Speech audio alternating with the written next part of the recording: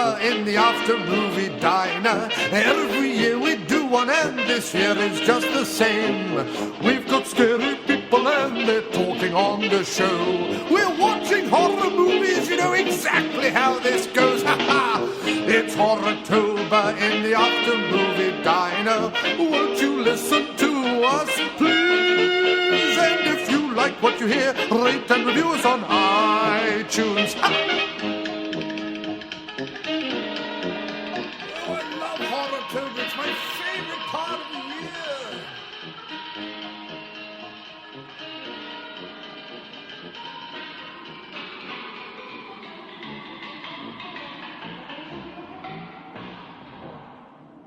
Okay, excellent. Hello and welcome to yet another Horrotober episode of the After Movie Diner. And this will be the last official Horrotober episode of this year. But looking back over the Diner output, we've done a lot of horror. So if the 4 episodes that I put out in Horrotober haven't been enough, then please do check our back cat for the last year, as we seemingly have done quite a lot of horror this year. So a bit of comic book, bit of action, but mostly horror or B-movies. Anyway, joining me for this last hurrah in the wonderful month of October to discuss later era George A. Romero zombie movies, it is none other than the Swedish Cinemasochist himself, Filip Önell. Filip Önell, Filip Önell. Everyone needs a listener like you. Filip Önell, Filip Önell. No one else can do what you do. From the moment that we started, your support was always there. All the way from Sweden, wrapped up in that cold Swedish air. I imagined you in black and white playing chess with a knight. But now I hear it's much more likely you and a Dane were in a fight. I'm singing Filip Önell, Filip Önell. Everyone needs a listener like you, and no one else will really do. I'm singing Filip Önell, Filip Önell. And no one else can do what you do, and no one but you, it's true. You have to stay for the Swedish chef. You and your friends don't talk like that. You work a lot with dogs and so probably have no time for a cat. Although I wouldn't know. You're a fan of Halloween franchise and are insane about night breed. You're the after movie diner's one and only number 1 Swede. I'm singing Filip Önell, Filip Önell. Everyone needs a listener like you. It's true. Oh, Filip Önell, Filip Önell. No one else can do what you do. Oh, Filip Önell. Filip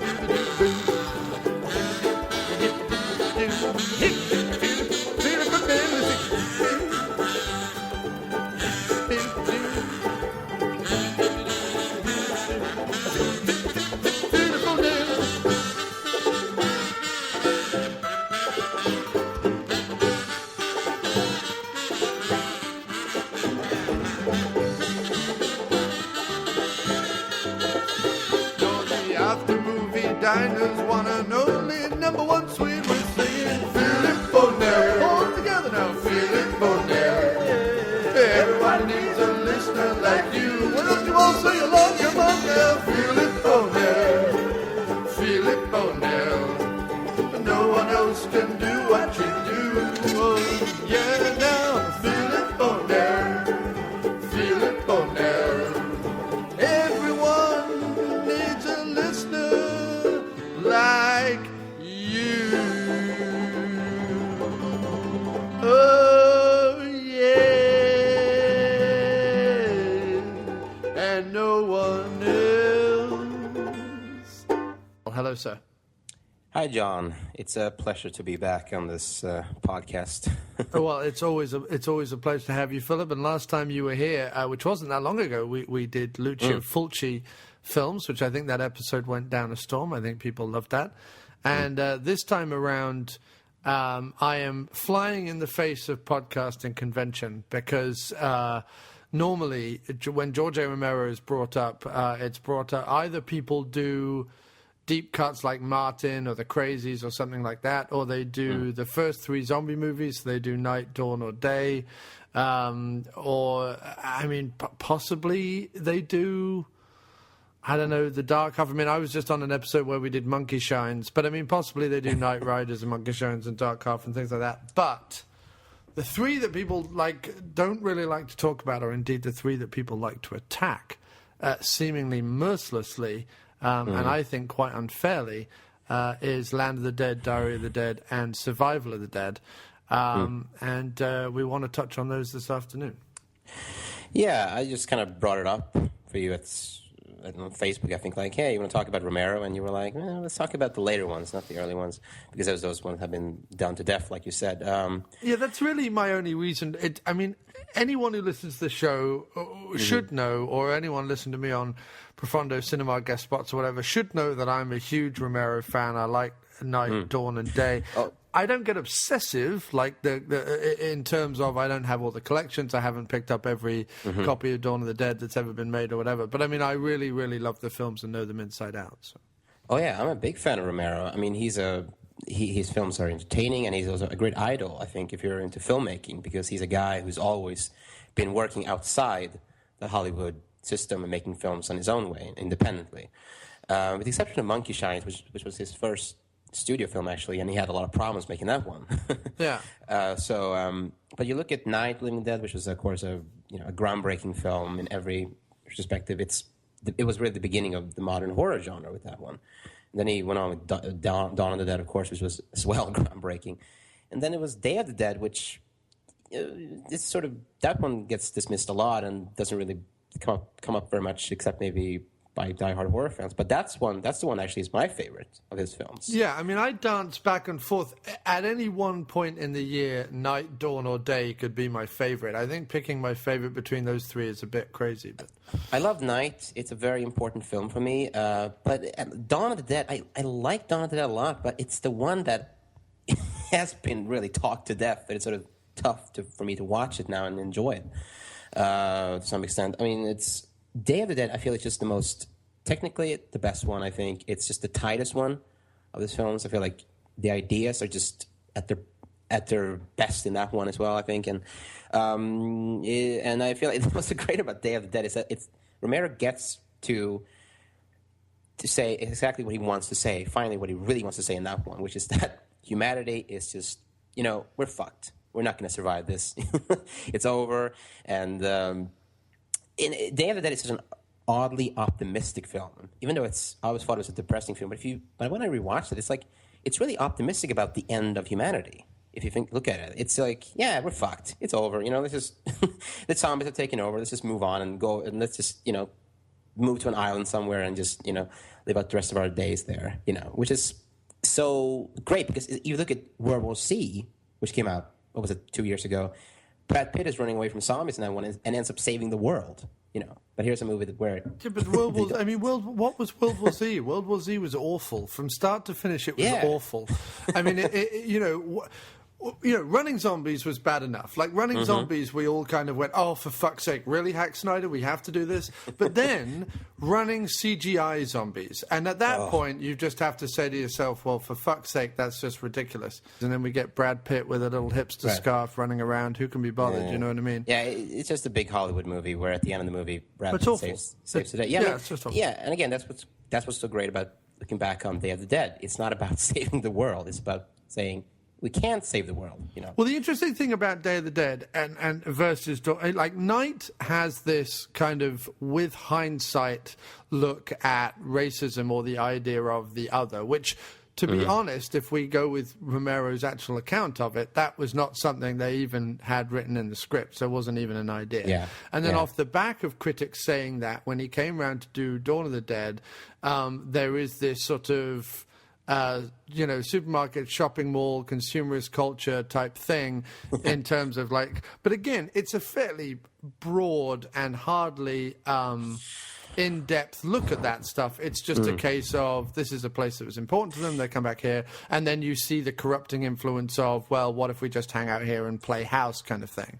And even, I think, when you look at The Crazies from 1973, that's a very political film as well. Yes, he is known of putting politics in his movies. What I'm saying is, by the time you get to Day of the Dead, just to sort of get past that, but when you get to Day of the Dead, the interesting thing is it's not about, people go, oh, well, it's in an underground missile silo, so it must be about fear of nuclear war. It's not really. What the movie is about is summed up in that one phrase, and he says, that's the trouble with the world, Sarah darling. People have got different ideas about how to run things, or whatever that line is. Exactly. And that's what the movie's about. The movie is that, look, we're all on this planet. The planet, we all have a finite amount of time on this planet, whether we like it or not. The planet, due to global warming and chemical warfare and everything else, may have a finite time of even existing.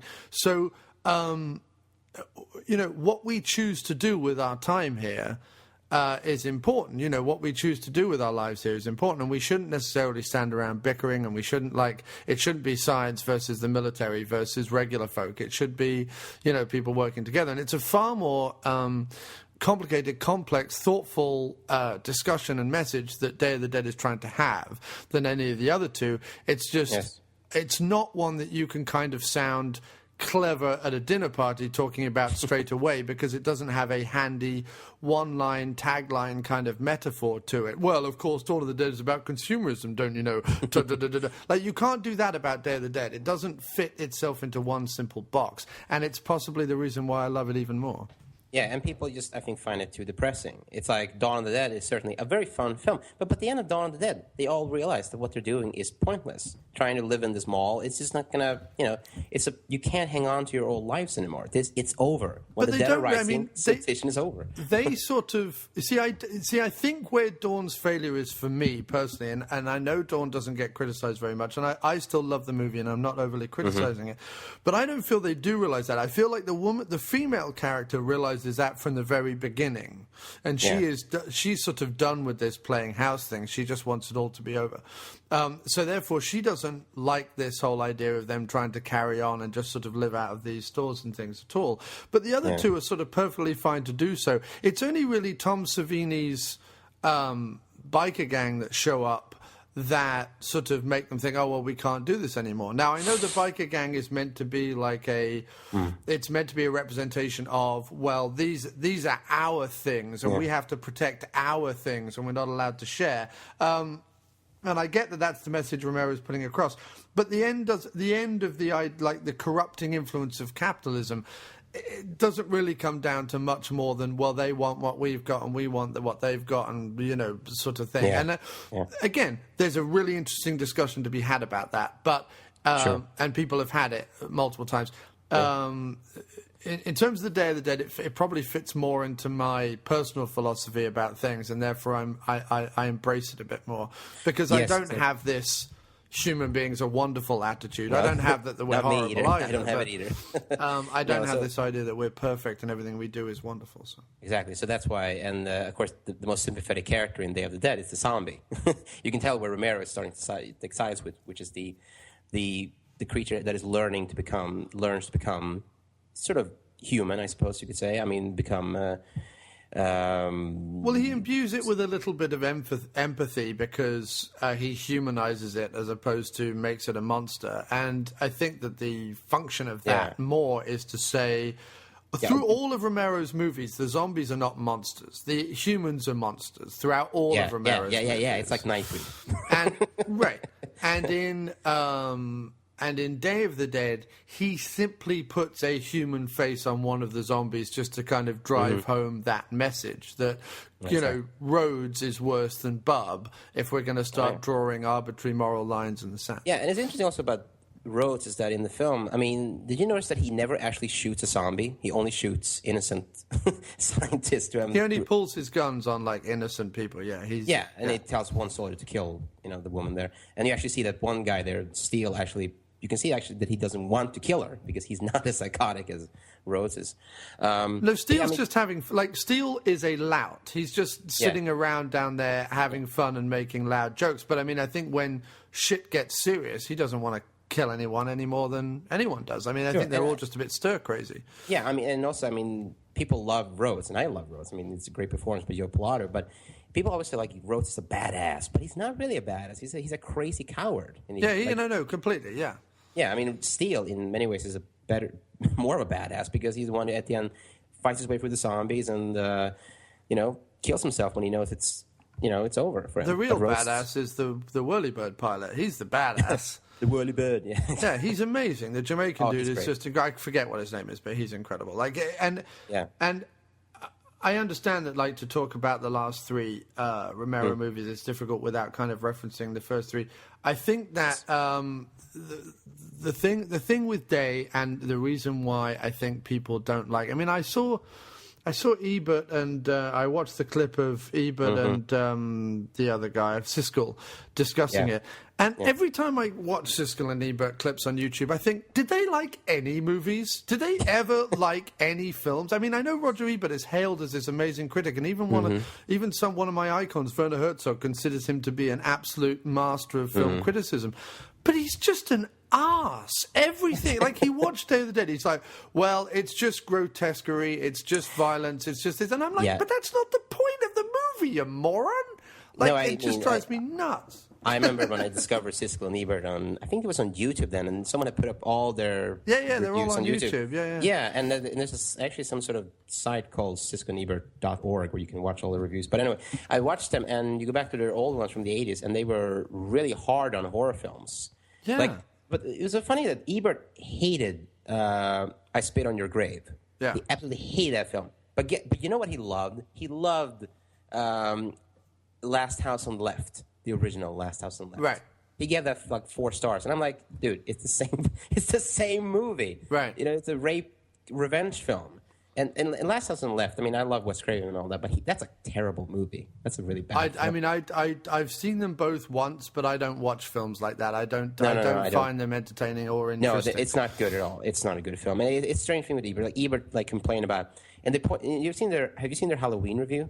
Where they talk about how Halloween is like a good example of it. This is like where women are great, and other films they're just treated badly, and it's like, I mean, they were strangely more moralistic people who were just it was just too much for them, I think. Yeah, well, they every time I look up a review of a movie that I like, and it normally comes up because when I'm editing these shows, I'm looking for the trailer for movies to download the audio so that I can put it in the show. And every time I go, oh, I'll just see what they thought of this, they hate it, and I'm like, well, I can't be dealing with you anymore because. I mean, it's just, and it's strange. Sometimes they like Siskel. I know he loved From Beyond, for example. So that's like, oh. Yeah, like Ebert, where do you get off liking that movie? Which, look, is a great movie, but to like that and then condemn Day of the Dead, it seems you know what I noticed about them? They hate slasher films, but they kind of like supernatural horror films. Right. Okay. They're not. I haven't watched enough of them. It just irritates me when. And it sort of irritates me when people. I think people are down on Day of the Dead, if anything, because of the setting. They find the setting oppressive. But yes, it's a depressing setting, but it's got Romero's best script. It's got Savini's best effects. It's got the best looking zombies. And to my mind, it's a more interesting discourse on humanity than any of the others. Absolutely. That being said, I understand the iconography of Night and Dawn, and I also love those movies as well. I think they're incredibly constructed, well-done movies as well. So I understand why people love them more. But yeah, and I definitely feel like Romero kind of just... I feel like when he made Night of the Living Dead, I mean, it's the movie known for being... People look at it as a political film, but he was just making a little horror film back then. He wasn't really having any... he wasn't... It's not like he had this trilogy in mind when he made it, No, I mean, he was a politically savvy person. He's a very liberal... I mean, he's quoted in many interviews saying the saddest thing in his life is the 60s didn't work. You know what I mean? Like, he was clearly a... not a hippie necessarily, but a peacenik. He was among many directors at the time who was affected by Vietnam, of course. Right. Although Savini was, of course. Yeah, of course, he was there. So I mean, and I think when you get to Day of the Dead, though, I mean, it feels like it's just the one where all of his concerns are up there on the screen, and I feel like it's just the one where he finally gets down to what he really wants, you know.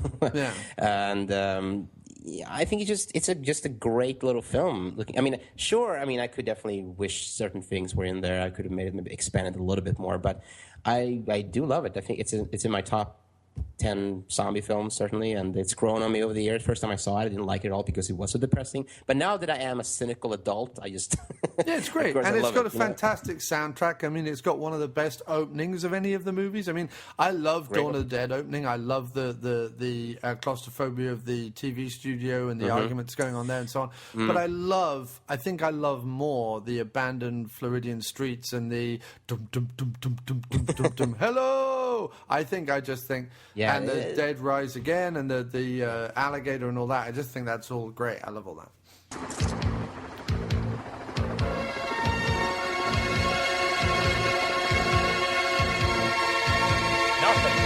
Nothing at all. Send again. I've been sending up and down the coast from Sarasota to the Everglades and still getting back the same dead air. There's nothing. There's nobody, or at least nobody with a radio. All right, then let's set down. We'll use the bullhorn. Set down? Wait a minute, that's not in our contract. It's the biggest city within 150 miles. We're going to give it every chance. Jesus, Mary and Joseph. Set down, John. I'll set us down, but I won't leave my seat, and I'll keep the engine running. Now, the first sign of trouble, I'm going up. If you ain't on board when that happens, you're likely to have a lousy afternoon.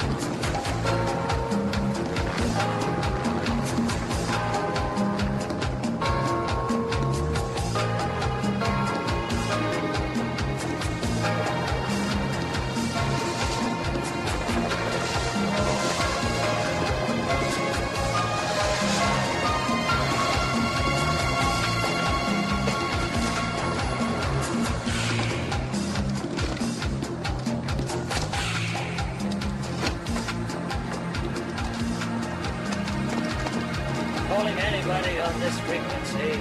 This is Helicopter 40 Alpha. If you can hear me, please listen carefully.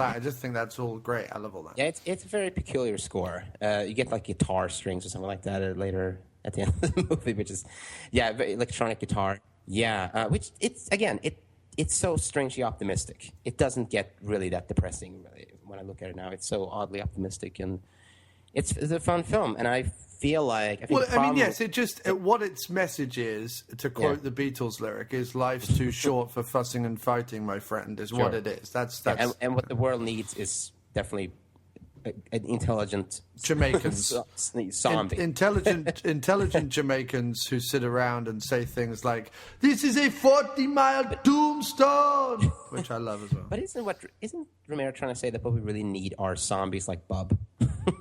I don't know about that, but it seems like it. Well, no, because then what you would be saying is what we really need is a bunch of brain-dead, subservient people, and I'm not sure that's the message he wants to put across. But yeah, I mean, the thing I feel like when you got to Day of the Dead, although people were disappointed when they saw Day of the Dead because they were expecting, it's like Alien 3. It's like they were expecting the next one to be even more action-packed. Like they wanted another Dawn of the Dead that was even more action-packed than the previous Dawn of the Dead.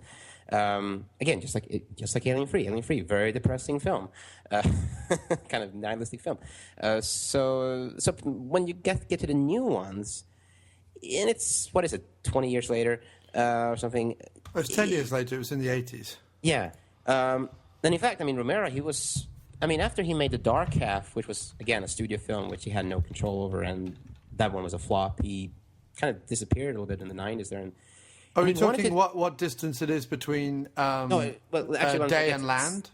No, I'm trying to get his Romero. I mean, I'm looking at Romero in the 90s, where he was like, I mean, he produced a remake of Night of the Living Dead, which actually I like. Actually, I don't know what you think of that one, but well, he did that for two reasons. One, because Savini wanted to direct something, and the studio were happy for him to direct a remake of Night of the Living Dead. And two, so that George could actually make some money off Night of the Living Dead, because he wasn't making any off the original. Yeah, he was trying to get the rights back to the first one, which is just terrible that you don't own the rights to a movie like that. I mean, it's just yeah, I don't. I mean, the fact that he went on and made movies and seems like a fairly jolly fellow is remarkable to me, because I'd probably shoot myself in the head. Yeah, but I mean, he was trying to make Resident Evil in the late 90s. He had written a screenplay actually, and was trying to get that made into a film. And he even shot a commercial for Resident Evil 2, which is really cool. It's with actors and people in zombie makeup, and it looks great. And like, he wrote the screenplay, he was going to do it, and then suddenly the video game company Capcom were like, "Oh no, your screenplay is it's too distant from the game. We can't do this." And so they fired him and brought in Paul W.S. Anderson, who wrote a screenplay that was even more distant from the game. So we got Resident Evil, the movie we have now, which is a bit of a shame, because I think... You mean Resident Evil, the movies? Resident Evil, we squint one out every 3 years, whether you want one or not. Why would you kick off George Romero of your Resident Evil movie? Because you can tell Resident Evil has been influenced by... Yeah, but you could make the same argument about Land of the Dead. I mean, one of the things about Land of the Dead is once it eventually comes round and Universal decide that they want to be in the Romero business, which is sadly after Shaun of the Dead and the Dawn of the Dead remake have hit. Yeah. They go, oh, we want to be in the Romero business. The trouble with Land of the Dead is they go, oh, we want to be in the Romero business, but we still want to be a shitty studio. So we make certain demands. We request that certain things are removed or certain scenes are pared down. We say you can have some violence, but not too much violence, blah, blah, blah. You can have this much money, but not too much money. And, the problem with Land of the Dead is not, to my mind, the finished film so much as it was a studio said, we want to be the guys behind a Romero movie, but we're not going to let Romero do exactly what he wanted to do and be as big as he could have been.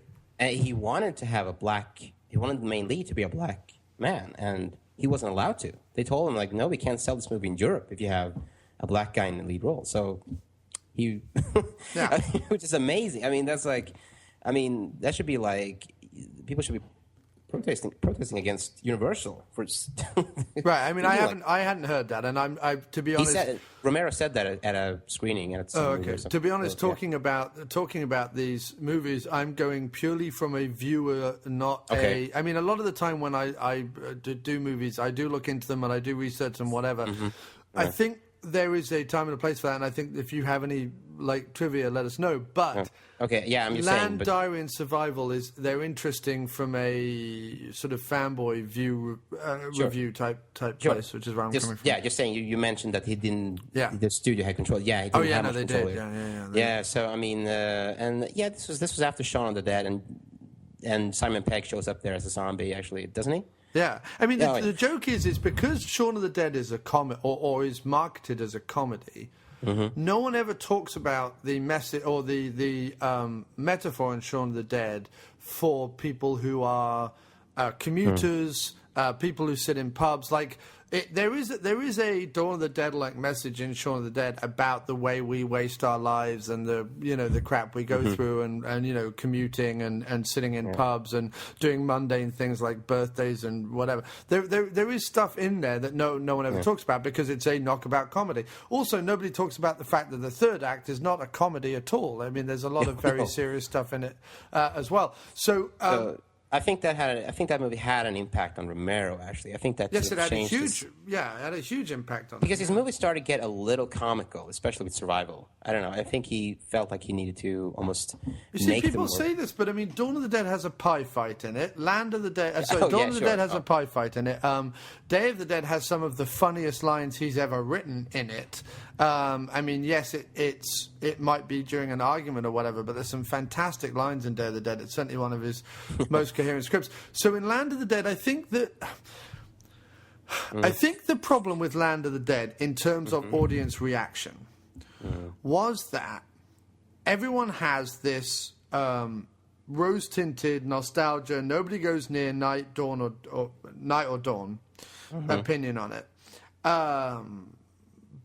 And then when Land comes about, they don't remember the filmmaker Romero is. If you watch Land, the dialogue is very Romero. A lot of the messages in it are very Romero. The way it's shot is very Romero. The idea of the zombies becoming more and more evolving is all Romero. And yet this idea is somehow that Land of the Dead isn't as good, or isn't as written well, or isn't as or as stupid, or as silly, or as whatever. It's like these elements that are in Land of the Dead are within the other zombie movies repeatedly. It's just the fact that people don't want to see them, or they look at them and go, "Oh, well, it was the 1970s, so look how cool it was, but it doesn't work now." Well, I'm sorry, you got the filmmaker you wanted. Now, is it hampered by the studio? Yes, 100%. Would it have been great to have seen Romero with a bit of money do what he actually wanted to do? Yes, of course. But is it a terrible movie? No, not in the slightest.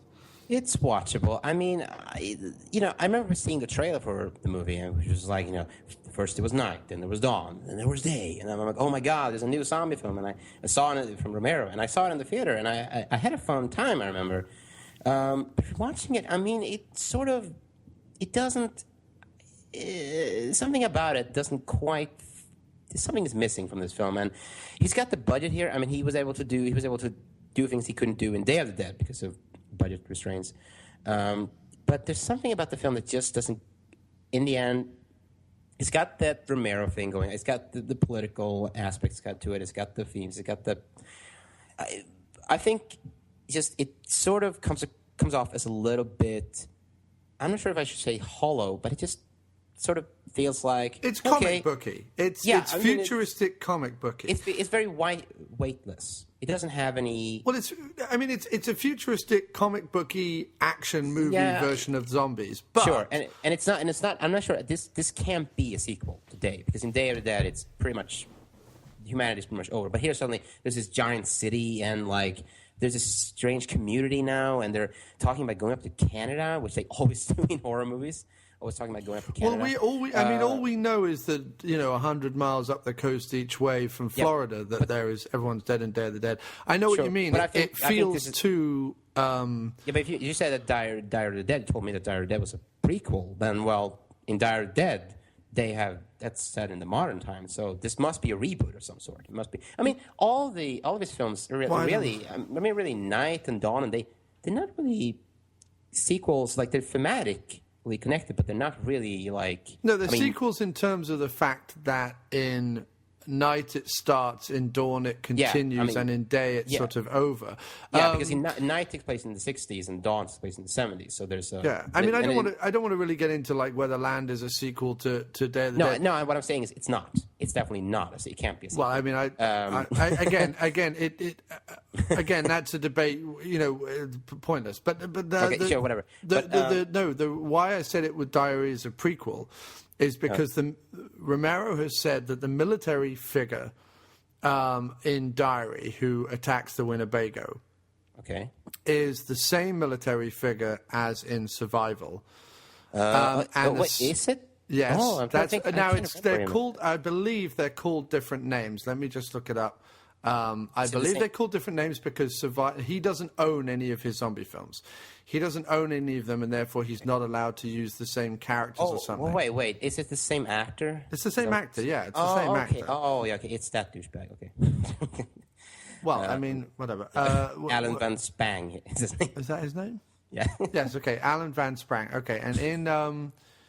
okay, I need to look it up now. In Survival, he plays... character called Sergeant Nicotine Crockett, which is in Survival and Diary. So Survival and Diary, they're definitely the same character. In Land, Romero claims that he is also the same character in Land. So in other words, Diary would come first, Survival would come next, and then Land would be the third part if you are looking to see his trilogy, that particular character's trilogy as Romero sees it. Yeah, I guess that works. I mean, in Land of the Dead, I guess even though technology has been quite advanced when you get to Diary and then Survival, but in Land, though, they seem like they're losing a lot of that technology. So, but that would make sense. I mean, there's nothing in Land that says they don't have the internet. Sure. It's just the internet is not mentioned, whereas in Diary, the internet is mentioned, and in the beginning of Survival, the internet is mentioned. So, Land of the Dead, it's, the special effects are good. I think it's Craig Nicotero, right, who did the effects for that one? Nicotero works on all three of these, yeah. Okay, yeah. So it's, the zombies look good. I'm not completely sold on, I'm not sure, are you sold on this idea that they are all becoming like Bub, becoming intelligent? Yeah, it's absolutely fine to me. Doesn't bother me at all. Okay, sure. Okay. But, so here's the problem with Land that I also think one of the big problems is you have the main lead here, the hero, who's just the worst goddamn hero in the history. I mean, he's not he does things right, but he's so boring. Why is he boring? Character. Yeah, because he has no, I think John Leguizamo could have been a better main character because he's more of a gray character, whereas this guy is just like, I just want to get my truck and go up to Canada, And it's like, he meets up with Dennis Hopper, and Dennis Hopper's like, here, have a drink. No, I don't drink. It's like, he's just such a bland character.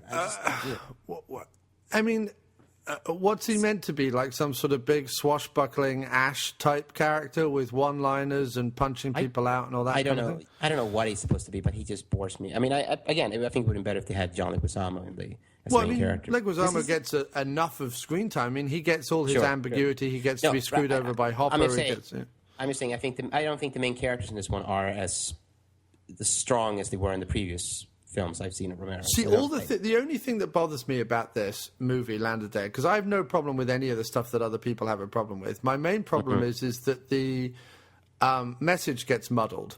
There's a message about homeless people, which Romero wanted to do as a whole movie, where the zombies were still alive, but they were discarded on the street, and nobody really cared for them. Sure. Or nobody really did anything about them. They were just kind of discarded. He had that whole idea, which was a script he was working on in the 90s, which never came to fruition. But there's also this idea of the wealth gap. There's also this idea of sort of 9/11 overtones with him looking to blow up the tower and so on. Yeah. And there's a lot of muddled stuff in there that doesn't get room to breathe. However, if someone's going to say to you, look, we're going to give you a big budget for the first time in ages, do what you can do. The fact that he tries to crowbar in a bunch of things from other disparate scripts, I don't really attack him for doing that. I would just prefer one straight message or metaphor running throughout the film. But it does, what I would say is that where Diary has aged, because we're all now, the way Diary talks about the internet is so utterly outdated now as to be ridiculous. It was outdated by the time the movie was released.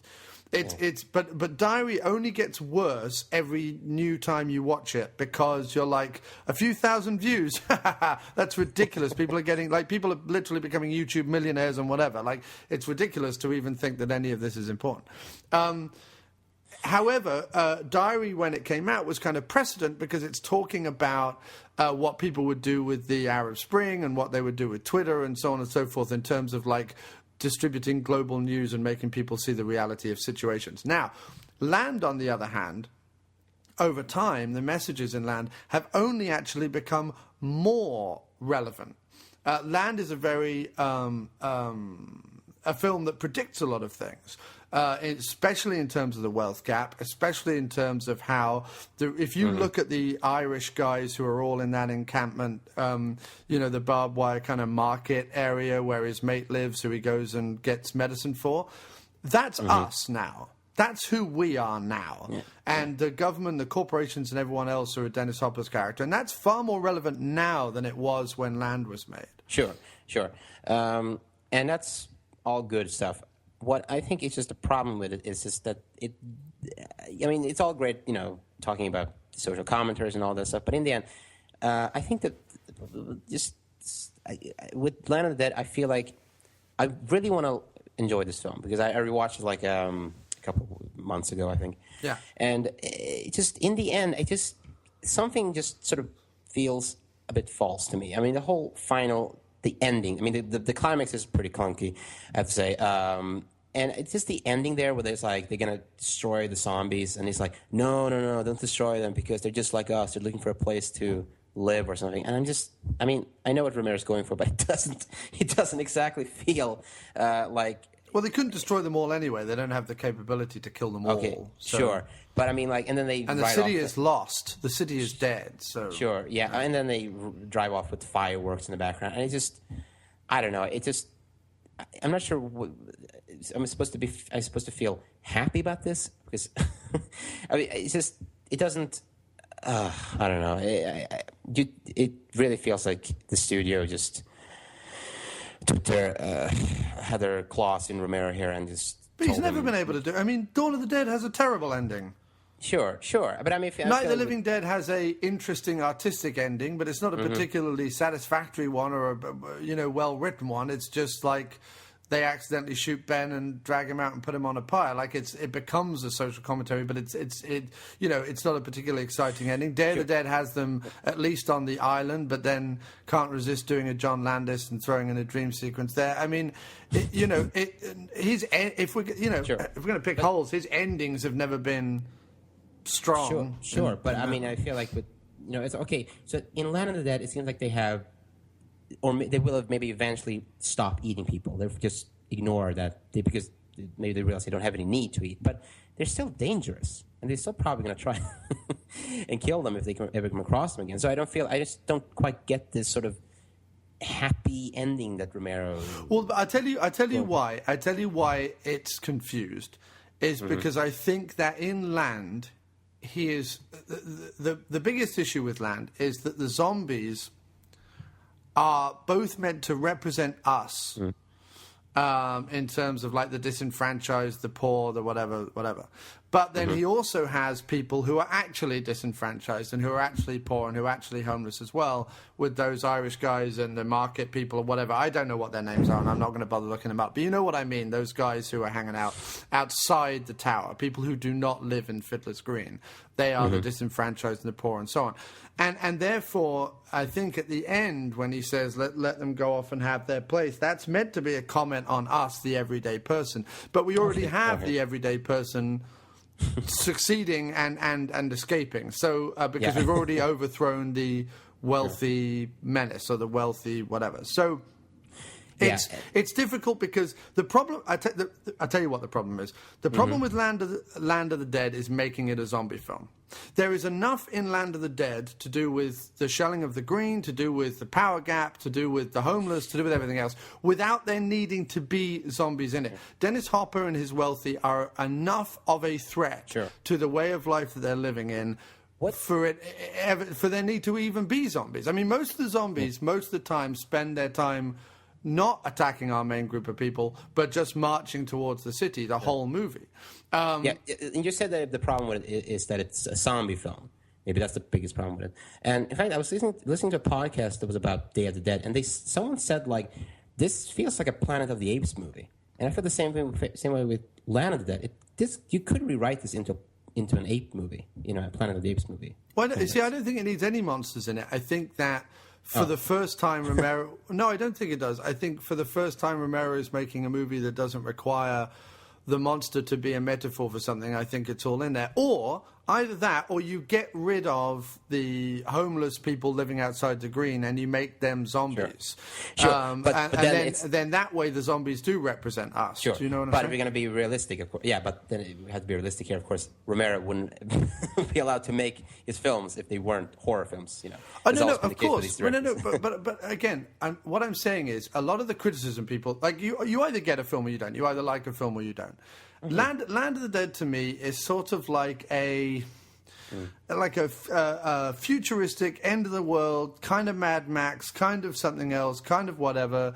There are zombies. There's the evil guy in the tower. I mean, it's more like a sort of Italian zombie film made in the 80s than it is a Romero movie necessarily. However, that doesn't mean I don't like it. I think there's lots of great stuff going on. I think the effects are really good, apart from the CGI. But I mean, you have to do what you have to do. And the acting's really good in it. And I like the script. I like the acting. I like the way it's shot. I like the ideas in the movie. Is it confused? Is it hampered by the studio? Is it all those things? Yeah, but the fact that it comes out as good as it does is pretty remarkable. Therefore, it looks decent. I mean, I think the budget for this one was like 50 million, which is, I guess, what, 50 or 15? It just says 15 here million on. Yeah, 15. I was going to say it's not as high as 50. And this is another thing. Universal all being like, we want to be in the Romero business, but we won't give him the money that we gave Zack Snyder for Dawn of the Dead, the remake, which is a piece of shit. And if you're going to talk about modern zombie movies, I'd watch Land of the Dead 50 times before I ever rewatch Dawn of the Dead, the remake. So. Sure. I would say this. I mean, it's watchable. I think the average person should enjoy this, but I think the problem is that, and the reason why some people even criticize Romero is that they don't like the social commentaries. They just want that mindless horror movie. So when they watch something like this...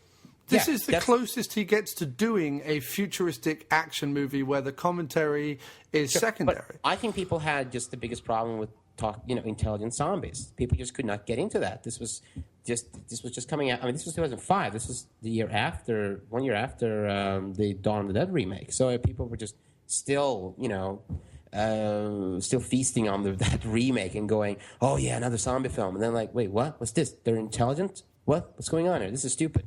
So that's why I think it just didn't work. It is, again, very comic booky. It's very it goes into kind of B-movie territories at times, and that maybe isn't going to be appeal to the average person. So I think maybe that's why. Well, I think he can't win because you've got regular audiences, like you say, who want a Dawn of the Dead style fast zombies. Nothing means anything. Here's a bunch of assholes we're going to have killed off. Yeah, which I hate this about people today because they are just. I mean, people can have opinions if they want, fine. But nowadays, everyone are expert on zombies. Everyone watch these movies and be like, that's not how zombies are supposed to behave. They're not supposed to be intelligent, People just can't get into Romero zombies. Some people just can't. And it's just, infuriating. Whereas everyone will tell you that in Day of the Dead, Bub is their favorite character. They'll tell you that they really fucking hate Big Daddy. And I'm like, but they're extensions of the same idea. Like, I don't really... this is the other thing, is he can't win for losing because, like I say, regular audiences don't give a shit because it's not Zack Snyder, Michael Bay type movie. And regular Romero fans... didn't even give it a fucking chance. They saw the cast list, they saw the fact that it was being produced by Universal, and they saw the fact that there was like a Big Daddy character in it, and they just fucking mercilessly... I've never heard such bile and hatred towards a movie as I have from actual Romero fans about this film, and they're fucking idiots for doing so because they got another Romero movie. They got another Romero movie with a budget. They got Nicotero, like, great effects. They got plenty of social commentary they could all sit around and stroke their chin about. They got some interesting characters. Okay, some people don't like them, but whatever.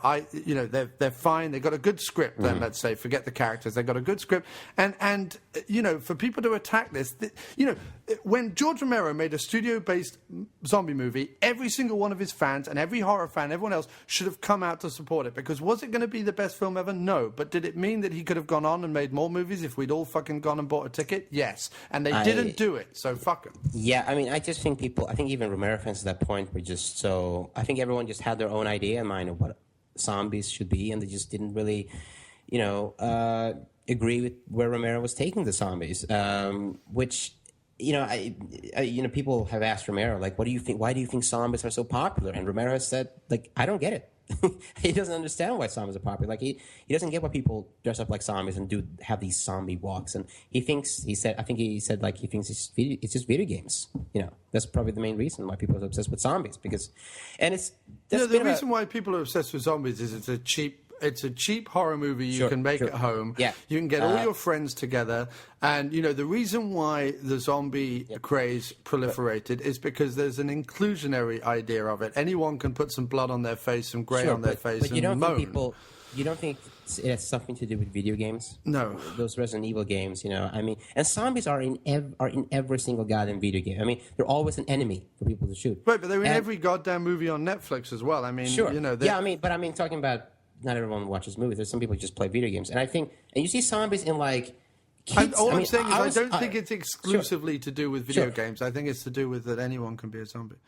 But I mean, when I was out walking my dog, it was in the city, and I heard some kid screaming, "Ah, a zombie!" I'm serious. This little kid was screaming about zombies. Right. Like, the zombie's gonna come and get me. So even kids know about zombies, and it's just. And I think the problem with zombies in this day and age, and I think it's because of video games, is that they have just become target practice. Right, but it depends. Okay, but that's a different point. Yeah, but what I'm saying is that that's what I think what's happened with zombies today, and why people don't like Romero's zombies so much is that Romero put some thought into his movies. His zombies are us, like he always says in his films. They are us. They are human beings. But so many other people just want to treat them as nothing more than, you know, just enemies. But that's two different questions. One question is to say, why do people like zombies? And I think people like zombies because they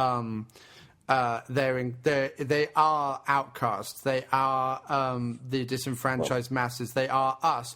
And therefore, and also they're cheap to do, to act in, whatever. However, but the second thing you're saying about video games is you're asking the question, why are zombies now shit? Well, zombies are now shit because of video games. Zombies are now shit because they have become target practice, because people feel that I don't need to write characters, I don't need to write a plot. All I need to do is put zombies eating people, and that's enough. Because we have become the rednecks that Romero was showing us in his earlier films. Right, but we've also become the people that watch those old movies and think, just like the remake of Evil Dead, they think that what people went to those movies for was simply the gory special effects. So everyone has said now, well, if you're doing a zombie film, there are two things. First of all, you've got to get all your friends up in face makeup, and the next thing you've got to do is you've got to go down to the butcher's, get some guts and offal, and pull them out of one of your friends' stomachs, because that's a zombie film, right? Yeah, now everyone are making zombie films. And I think back in the day, like, you had Italian zombie films, but when it was really Romero who was the big, you know, zombie director. Yes, except that Italians, when they watched them, although they did them in a very kind of different comic booky, half-assed B-movie type way, at least when Italians watched Romero's movies, they understood, because they were used to more intelligent filmmaking, that there was intelligence to them, and you had to have characters and plots and things like that. Even something like Hell of the Living Dead, which is accused all the time of being a literal jigsaw stolen from left, right, and center, both in its soundtrack and in its plot, from Romero and Fulci movies and other things like that. Even Hell of the Living Dead bothers to have like an underscoring message or an undertone to it. So if they can, working on a budget of £3.50 in Spain, make a movie that has a message, then all these kids in their back gardens of God knows where, Idaho or wherever, they should be able to do it too. And the fact that they don't, and the fact that Netflix and all these other video distributors release them, is just annoying. And Romero's kind of pissed off about that, because he kind of feels like he created a zombie, and he feels like he should get some kind of residuals from this. Well, it's not just that. It's the fact that what it meant is that by the time Diary and Survival both came out, it is literally, instead of being the next Romero zombie movie, it's literally just one in thousands that are released straight to video or video on demand. And now you have The Walking Dead on TV, which is just bizarre that they have a zombie. Yeah, and that's, I mean, okay, my big problem, I don't want to go off on The Walking Dead again, but my big problem with The Walking Dead is it isn't Day of the Dead. If Walking Dead was... The Walking Dead, the main problem with The Walking Dead is it needs a script. Its scripts are awful. Its dialogue is trite, awful, moralistic, bilge, nobody gives a shit about. There's no interesting sides to anyone. No one has any conflict. It's awful. Someone's a bad guy because he wants to shoot at you, and someone's a good guy because he wants to plant fucking radishes and hug everybody. Like, there's no... It's bullshit. It's nonsense. Whereas if Walking Dead was like Day of the Dead, it would be so much better. I just watched the pilot, and I thought, Well, that was okay. That was well done, but is this going to be really the whole show like this? Like, I'm not going to watch that. Instead, it was a guy on YouTube who did all these video reviews of each season, and he really went into detail. And I watched them, and you can tell like where Frank Darabont was basically fired, I think, off the show or something, and they replaced him, and you can tell where the quality starts to shift, and it just becomes a soap opera that happens to have zombies in it. Yeah, but not even a well-written soap opera. Again, Buffy had soap opera elements, Firefly had soap opera elements, Star Trek has soap opera elements. I mean, any of the great TV shows have soap opera elements. Sure, but, and they also weren't allowed to have too many zombies as well. The ABC, I think it was, what was it called? What's the network? AMC. No, there was a whole budgetary thing. Yeah, blah, blah, exactly. Blah. So that's the problem. And now everyone are doing horror. They're like doing the Evil Dead TV show now, and they're doing From Dusk Till Dawn. Like, again, I'll believe it when I see it. And Dusk Till Dawn was just a way for him to launch his network with a well-known. Yeah, but it seems like everyone are now leaning forward television at the moment. They're trying to do horror television shows. I mean, it is what it is. It'll go back and forth between what it is. I don't particularly like TV. Even all these so-called, again, I think TV's got these kind of strokey chin critics now where they're like, well, TV's better than ever because, it's not game shows and soap operas, it's Breaking Bad and whatever. But when I watch those shows, my main problem with TV these days is I watch the pilot and I go, oh, that was well written, well acted, good ideas, blah, blah, blah, blah, blah. I like that, I'll tune in next week. And then next week, a different set of writers has worked on it, has completely changed the character, completely changed the plot, completely changed the thing. I mean, True Detective episode 2, I was like, where's all this filler and padding coming from? You've got a really good detective story going on here, and you're going to fill it up with all this padding and filler and pointlessness, and then the two characters don't talk the same way they did in the first episode, and I'm so sensitive to that because I like character arcs and I like characters to speak the same and act the same that I just lose most popular TV shows, True Blood, Breaking Bad, everything, after the first episode, because I'm like, well... And that's why we are looking forward to the Twin Peaks show that's coming. Yeah, because at least in Twin Peaks, all the characters had their own motivations, and they continued that way for the whole season. It wasn't like halfway through, Agent Cooper stopped eating pie. You know what I mean? Yeah, and this new one is going to be, I think, one season, and it's Lynch and Mark Frost who are working on it. So that's reassuring. But yeah, back to zombies. Romero. No, I think Land of the Dead, there's not much more to say about it. It falls in the same kind of category in terms of style or whatever as those end-of-the-world futuristic, it's all gone to shit kind of movies. I agree with you that maybe the character Simon Baker's playing isn't, quippy enough or one-linery enough or, big-chinned or daring-do enough or whatever. Like, he's not necessarily a leader of men, but I don't think he's necessarily meant to be. I just can't believe, like you said, I'm a cynical. I just can't believe that there's such a good-hearted character, like in the midst of all these. But see, that's my point. I think the thing with Riley is that he is meant to be the calm in the storm. He's meant to be... Sure. The old dog at this. He's not going to shoot his buddy who's been bitten. Come on. That's he at that point you should know, like, it's just that's the moment where you should know that it's over for him. And I know what they're trying to do, but it just comes across as just making him look kind of naive. Yeah, my main point to talking about Land of the Dead is just to say that I wish people would give it a second chance. Sure, absolutely watch it. It's kind of fun to see Romero playing with a bigger budget than he ever had before. It could have been, I think, a little. I'm not sure. I don't think nastier is word, because it's pretty nasty. It needed to be. It has that kind of, I don't know.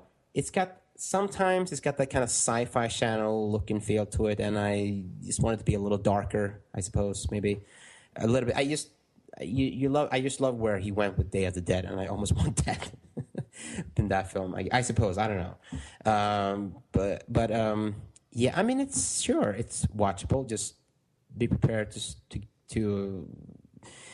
It's not going to be an untypical zombie film, I suppose. No, I think the shame is that he had to come back to do zombies again. I think he's a very interesting filmmaker and writer, and I think he's probably got a lot more. If you look at the stuff he does that are around his zombie movies, Night Riders and Martin and Monkey Shines and Creepshow and The Crazies and so on, and Bruiser even, these are like interesting films that are different. They're not they're not movies that anyone else is making or could make. A Creepshow as well. A Creepshow is just... I mean, he's a very interesting filmmaker. It's a bit of a shame that his other films get sort of... actually have a bit of a problem finding some episodes that are about his other work, actually. I mean, Martin is a fantastic film, and that one just gets sort of ignored. And, The Dark Knight is kind of... He far more has a European sensibility than he does an American sensibility, more so than Carpenter, more so than Hooper, more so than any of his contemporaries in the horror genre. And I love the fact that he puts a lot of this sort of social-political commentaries into his films. I think it's great to have a filmmaker who cares, actually. Again, as much as I love that about his films, I don't necessarily want to overplay that either. I think what he does is he simply, he writes about reality through the prism of horror or science fiction, which is what horror and science fiction are meant to do. I mean, science fiction particularly. Sure, but of course, when you talked about, you could just have made Land of the Dead without the zombies. But of course, that's when the problem with that is, of course, is that, and Romero knows this, that is you can't make money off idea. You have to deliver the... Right. Except that the idea or the selling point to that would be, in a future after the apocalypse. You would still have to set it. But no, my point about Land of the Dead and the Zombies is that what do the zombies represent versus what do the poor people in the movie already represent? There's already this idea that there is this poverty, there are people living with, there's gambling, there's fighting, there's, markets, there's shops or whatever, but it's all this idea of whatever the posh people have given us we'll just kind of use, and it's sort of a ghetto existence. And then there's this sort of like literally big silver tower full of only rich people, and not even people who do their killing, not even soldiers like Leguizamo, don't get in. You know what I mean?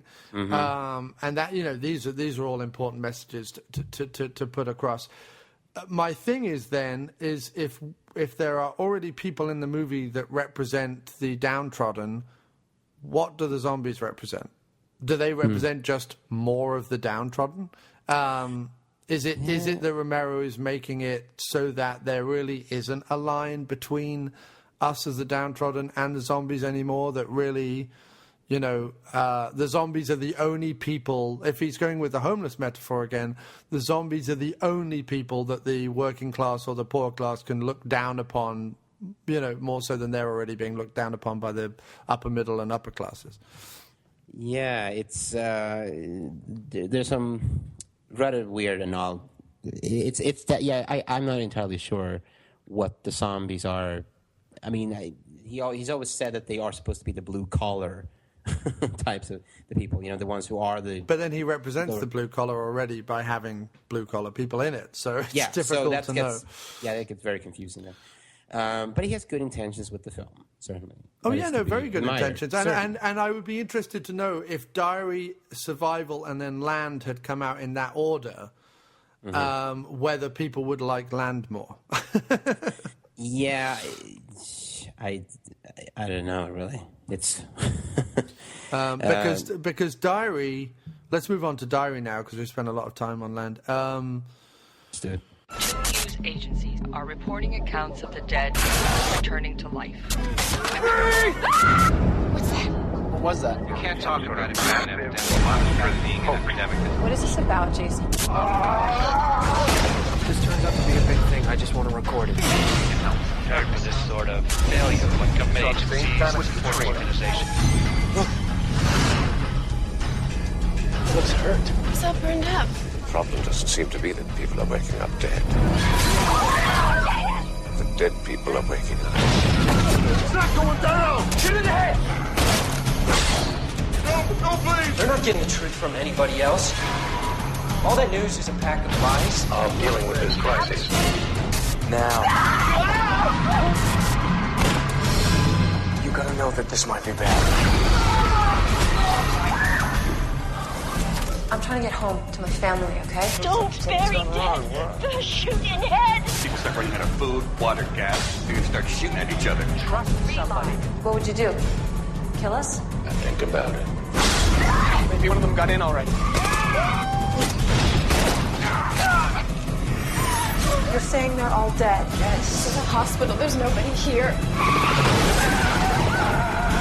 This is an irony of cruelty. Come on, before we get our asses shot off.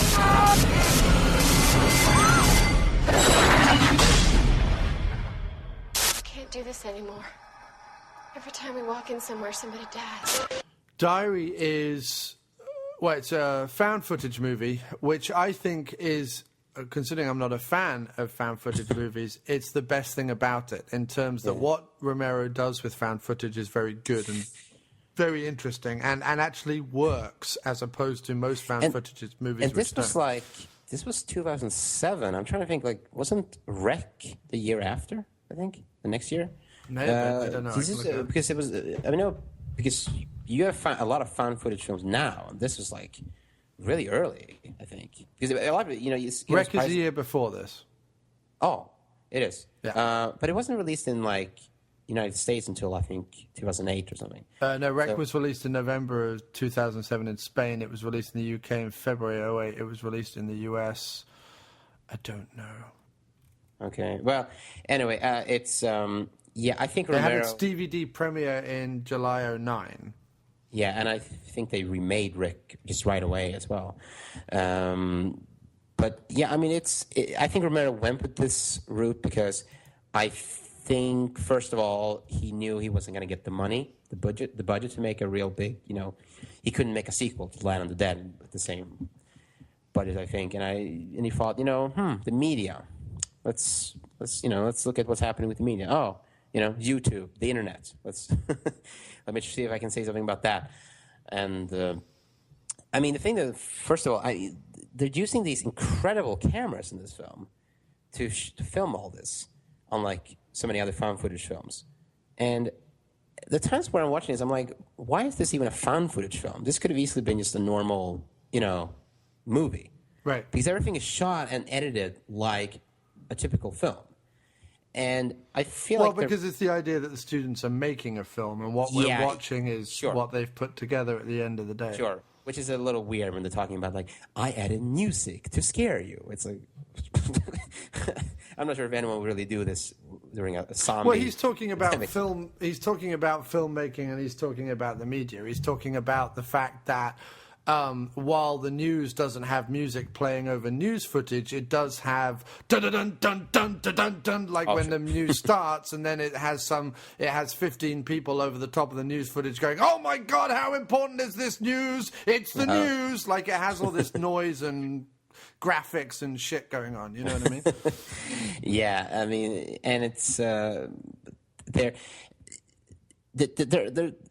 thing also about Romero's film is that, I mean, Land of the Dead wasn't scary.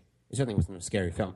Here, I feel like Diary of the Dead comes close at times to having some suspenseful sequences. Yes. But its main problem is its conversation about the internet. That's the main problem about the movie. Apart from that, it's got good characters, a fun plot, well done. There is a scene that could have been, I think, suspenseful. And it's the scene where they meet up with this other group of people, and then there's a big warehouse or something, and this one guy is with the camera and is lost or something, and they talk about the fact that, someone has just died and is a zombie. And the problem with this scene is that he's walking through this warehouse is that Romero keeps cutting back to the other group, and he just ruins the tension by doing that. And I feel like if he just kept it with him holding the camera, walking around, and hears a noise, and then something comes out, like that would have worked better. But no, he keeps cutting. He keeps doing this, cutting it because it's supposed to be a movie, and it's not really all that successful. No, I mean, all found footage movies, even the best ones, fall apart because halfway through they go, oh, fuck, yes, we've got to remember that the conceit of this movie is it's being filmed, blah, blah, blah, blah, blah. The irony of it is, as well, is that I see so many movies these days that have shaky handheld camera work, out of focus sometimes photography, and lens flare, that the joke is that real movies are acknowledging the camera almost more than found footage movies, which is, quite honestly, staggering, because without the camera existing, you don't have shake, you don't have lens flare, and you don't have focus. A camera is meant to be an observer of action in regular movies, not part of the action, and shitty, crappy filmmakers use it as this kind of, well, it's cinema verite. No, it's you not able to use a fucking tripod, and you're a terrible director and you should probably just stop. Whereas with found footage movies, the idea is, well, all that kind of goes out the window, and you're really seeing it through this kind of first person, you know, the camera is our eye and our ears and blah, blah, blah, blah, blah, which is all very well, but it becomes a conceit that is really difficult to continue over 90 minutes unless you're going to make a so-called quote-unquote unedited piece of work and do it where, you know, you hide jump cuts or you hide edits or you hide whatever, and it's literally just as if you put a camera on and watch the footage off the camera. Yeah, it's, you know, I mean, I think definitely Wreck is the best one of those. Yes, Wreck is the best found footage movie, I would say, that I've ever seen. Sure. And then you have, and after that it just gets terrible with Paranormal Activity and just... But they're all bad. They're all terrible. They're all boring. They forget to write any scripts. Yeah, they're just cheap Hollywood horror movies. It's just Hollywood, suddenly a light bulb just came over some producer's head and he was like, oh, we don't have to spend any money on these movies. We just have to get some crappy camera and just people who are not even actors and just film them and have, you know, loud noises, and there you go. Just everything about that series of movies is the worst thing to ever happen to movies since Zack Snyder. I just could not. I couldn't care less about found footage. It's just it's such an uninteresting job. I want to watch movies, not these. Right. Oh, it's real. Oh, but it's like it's not. But you real. see, I think that Romero and Wreck to some extent remember that it's a found footage movie and try and hold the conceit in the idea that there is an actual reason why they would be filming. So often I watch a found footage movie and I go, well, why are they even filming this bit? Like, who films this? They have someone like hiding behind some crates to catch a conversation between two people that's only relevant if you're watching a movie. It's not relevant if you were actually existing in real life. And I always think to myself, well, why is it in here? And why is the camera like hiding behind a crate as if a human being is filming this irrelevant conversation? Yeah, would you actually be filming anything when if Cloverfield happened? I mean... Really, I mean, it's just right. I mean, at least Romero tries, is what I'm saying, in the script to try and make it relevant as to what's going on. Yeah, he tries, and in the end, though, it does feel a little. It's difficult to kind of believe that these people would sit down and later on and edit and add music, and I suppose they would add sound effects, maybe, or something. I don't know what they would do with it because the sound is really good on this this camera or whatever they're using. The whole idea that they would edit it afterwards is a bit ridiculous. But yeah, I don't know that. Because when are they editing it and how are they editing it? Yeah, exactly. Yeah. I mean, so that part of it just feels a bit like Romero. I think part of it is just Romero not being completely sure of this whole found footage thing. And like at no point in the hospital do they go, oh, I better run off and get the security camera so I can use the footage later in the movie, but somehow there are security footage, security camera footage in that sequence in the hospital. I'm like, well, when did they run off and get that? And how did they edit that into the movie? And is it on the same format? And you know what I mean? I know how film works. You can't just take a CD or a DVD out of security camera recording and then put it into a computer and take that off and edit it without severe difficulty or very high class software. Yeah, they have a laptop. They have a laptop. You know what I mean? Laptop, and it's 2005, right? Yeah, and they never 2007. Sorry. Yeah, did they ever? They run out of batteries at some point, right?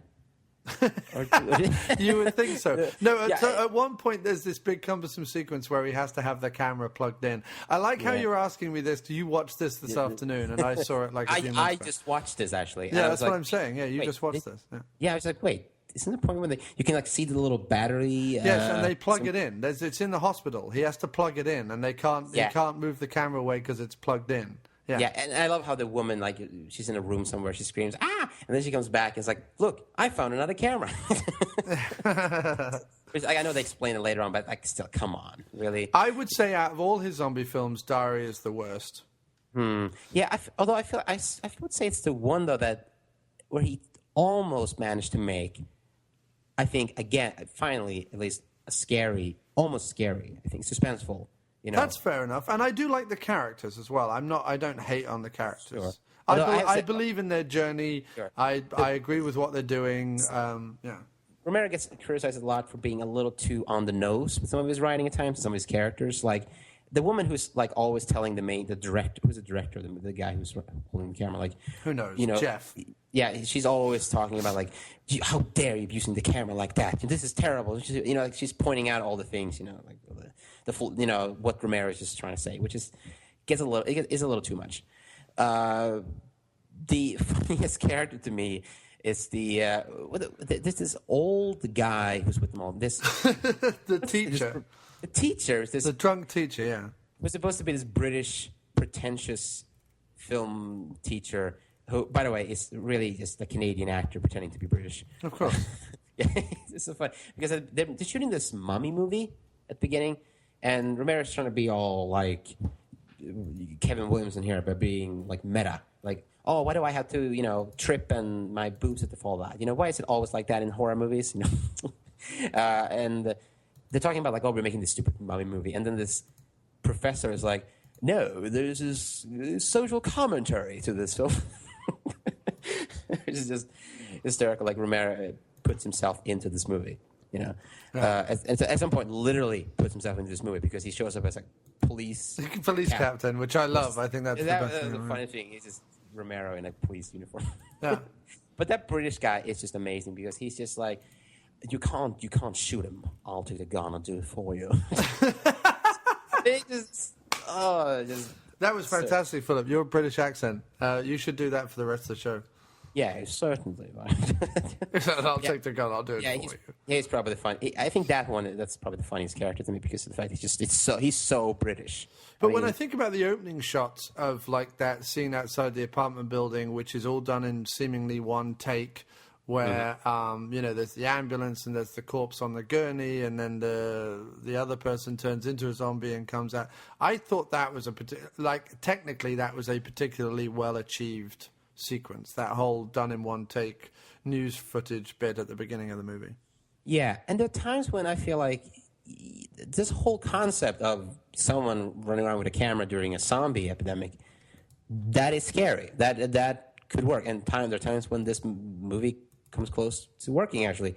But sometimes it looks too good, what they're shooting. Sometimes the footage is too good. I feel like it could have needed that, sense of urgency and, we're not sure what we're doing here. And, I feel like some of Romero's writing here is it gets way too heavy-handed.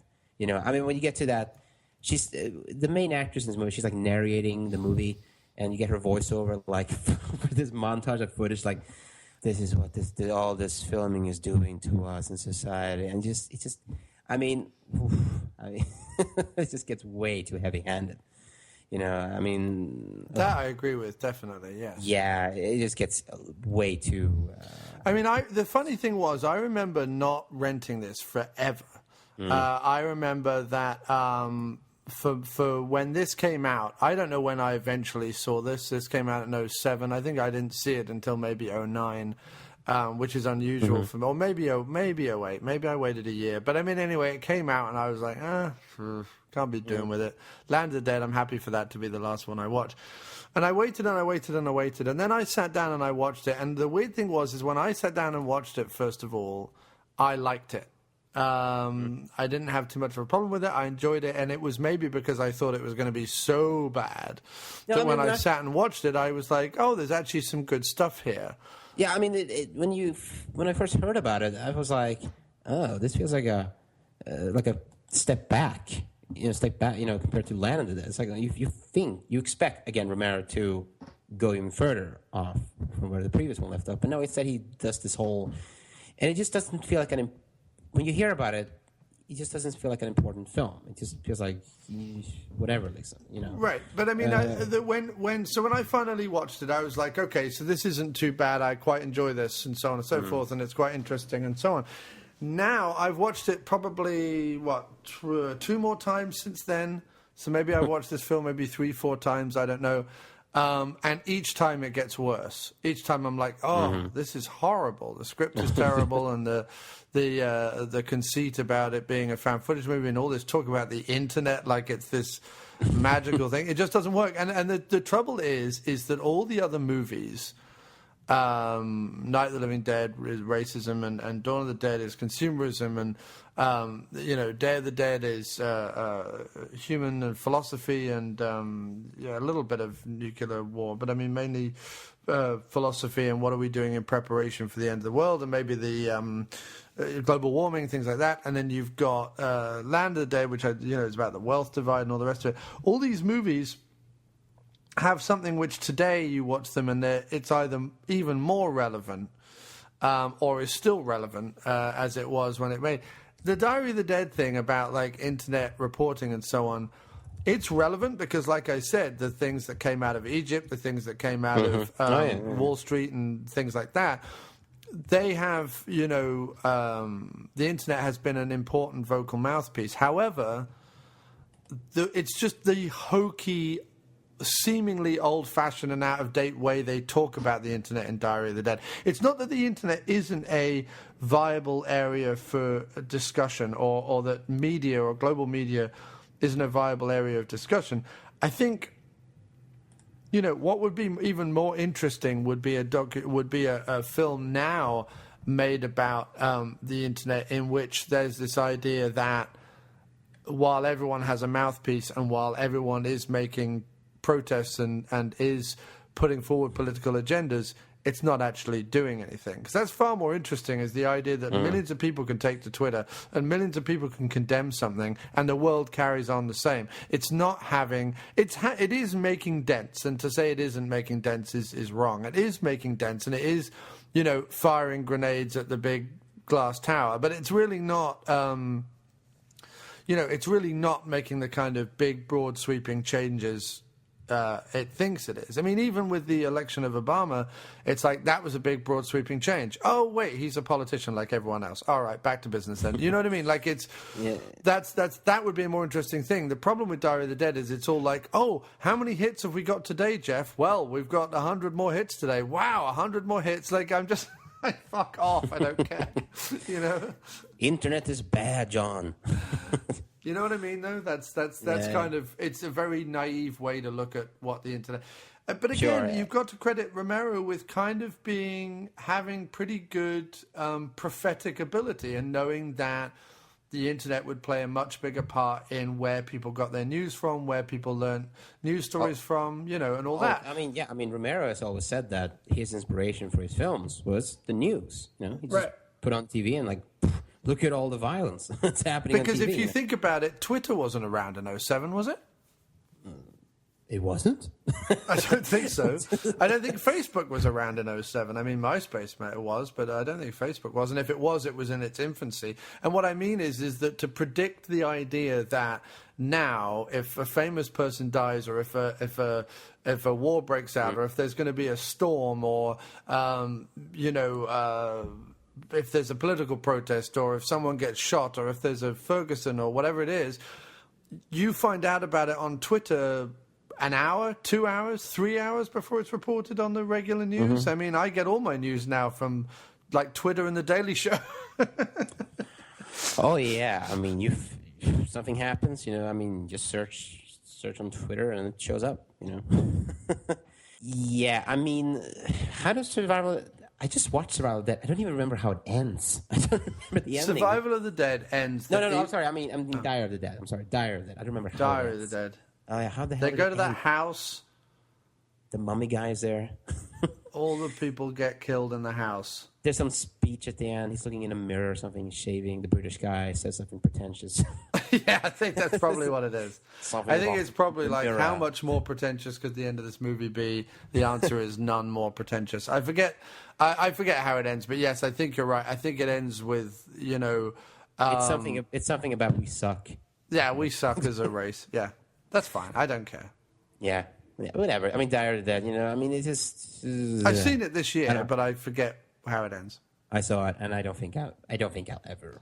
You watched it you watched it like 3 hours ago. How is it you don't know how it ends? I just don't remember. I was just sitting there going... This is the problem with people in their 30s doing podcasts. We have such shitty brains at this point. Yeah, Degraded them with fucking sugar, nicotine, alcohol, and the internet, which is bad, obviously. Yep. Yeah, but for Diary of the Dead, I just don't think it's... people hate that movie, and I can see why. People hate everything. I'm so sick and tired of people hating stuff. But I think unless it's Zack Snyder, then they're allowed to hate him till blood runs out of his face. No, I mean, I think Diary, it's hokey. It doesn't. I just, people have a problem with found footage in general, and to have a found footage in the zombie epidemic like this, it just doesn't.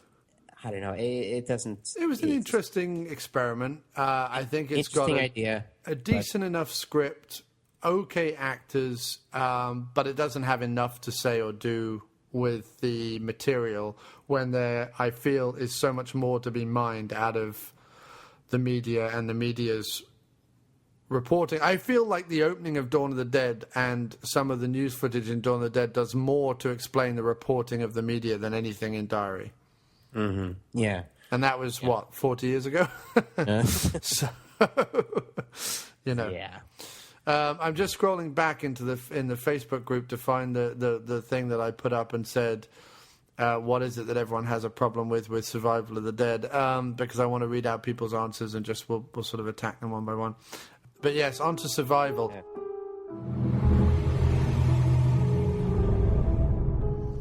Last time anyone counted, 53 million people were dying every year. 150,000 every day, 107 every minute. It had become an us versus them world.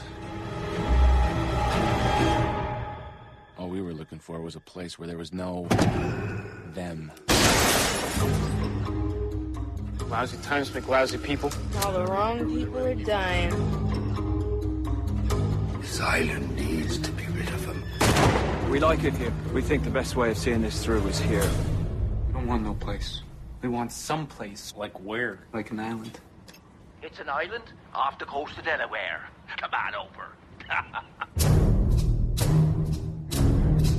The only families that ever lived on this island were yours and mine. No strangers. What are you gonna do with them? They're Muldoons. It's up to me to save them.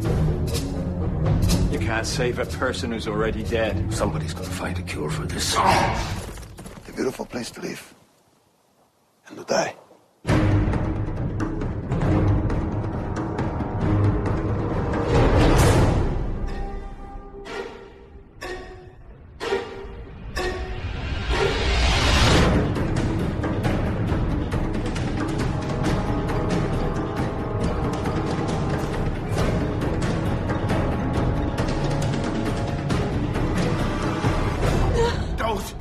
There's no way out.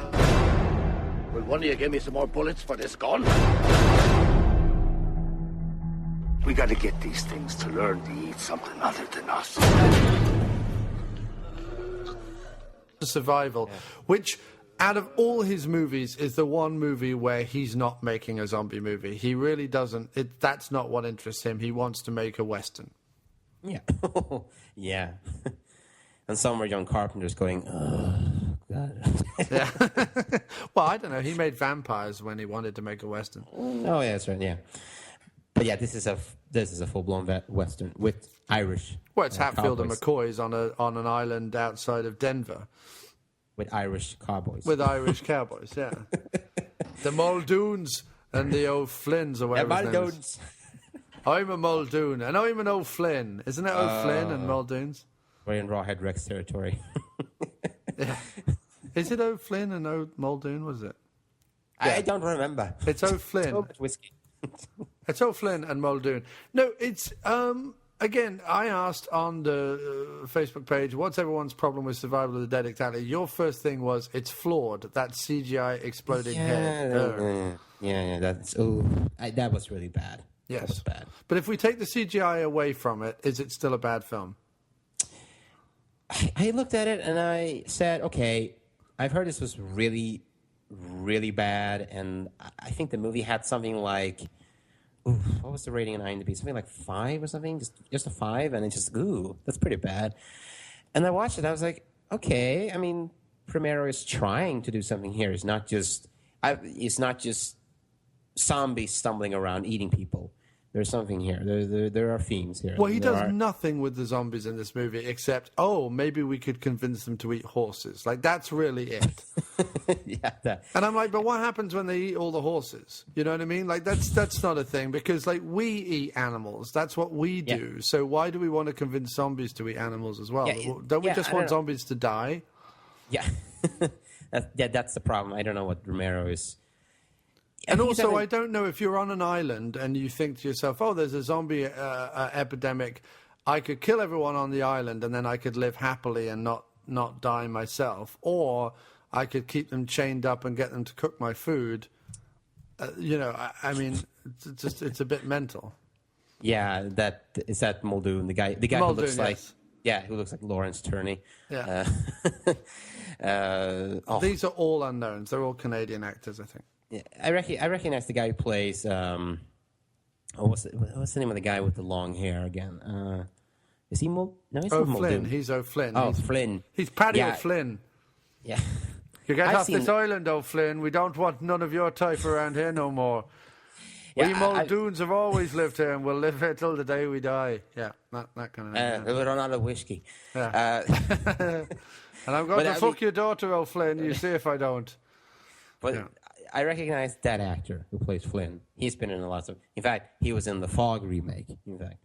Okay, but then you've just said the word remake, and I don't watch that. Yeah, but he's not a real Irish guy. He's a Canadian. Of course, actor. none of them are real Irish. But the funny thing with Romero is like he always has these. There was an Irishman in Day of the Dead, actually. Think about it. Yes, there was Jarlath Conroy.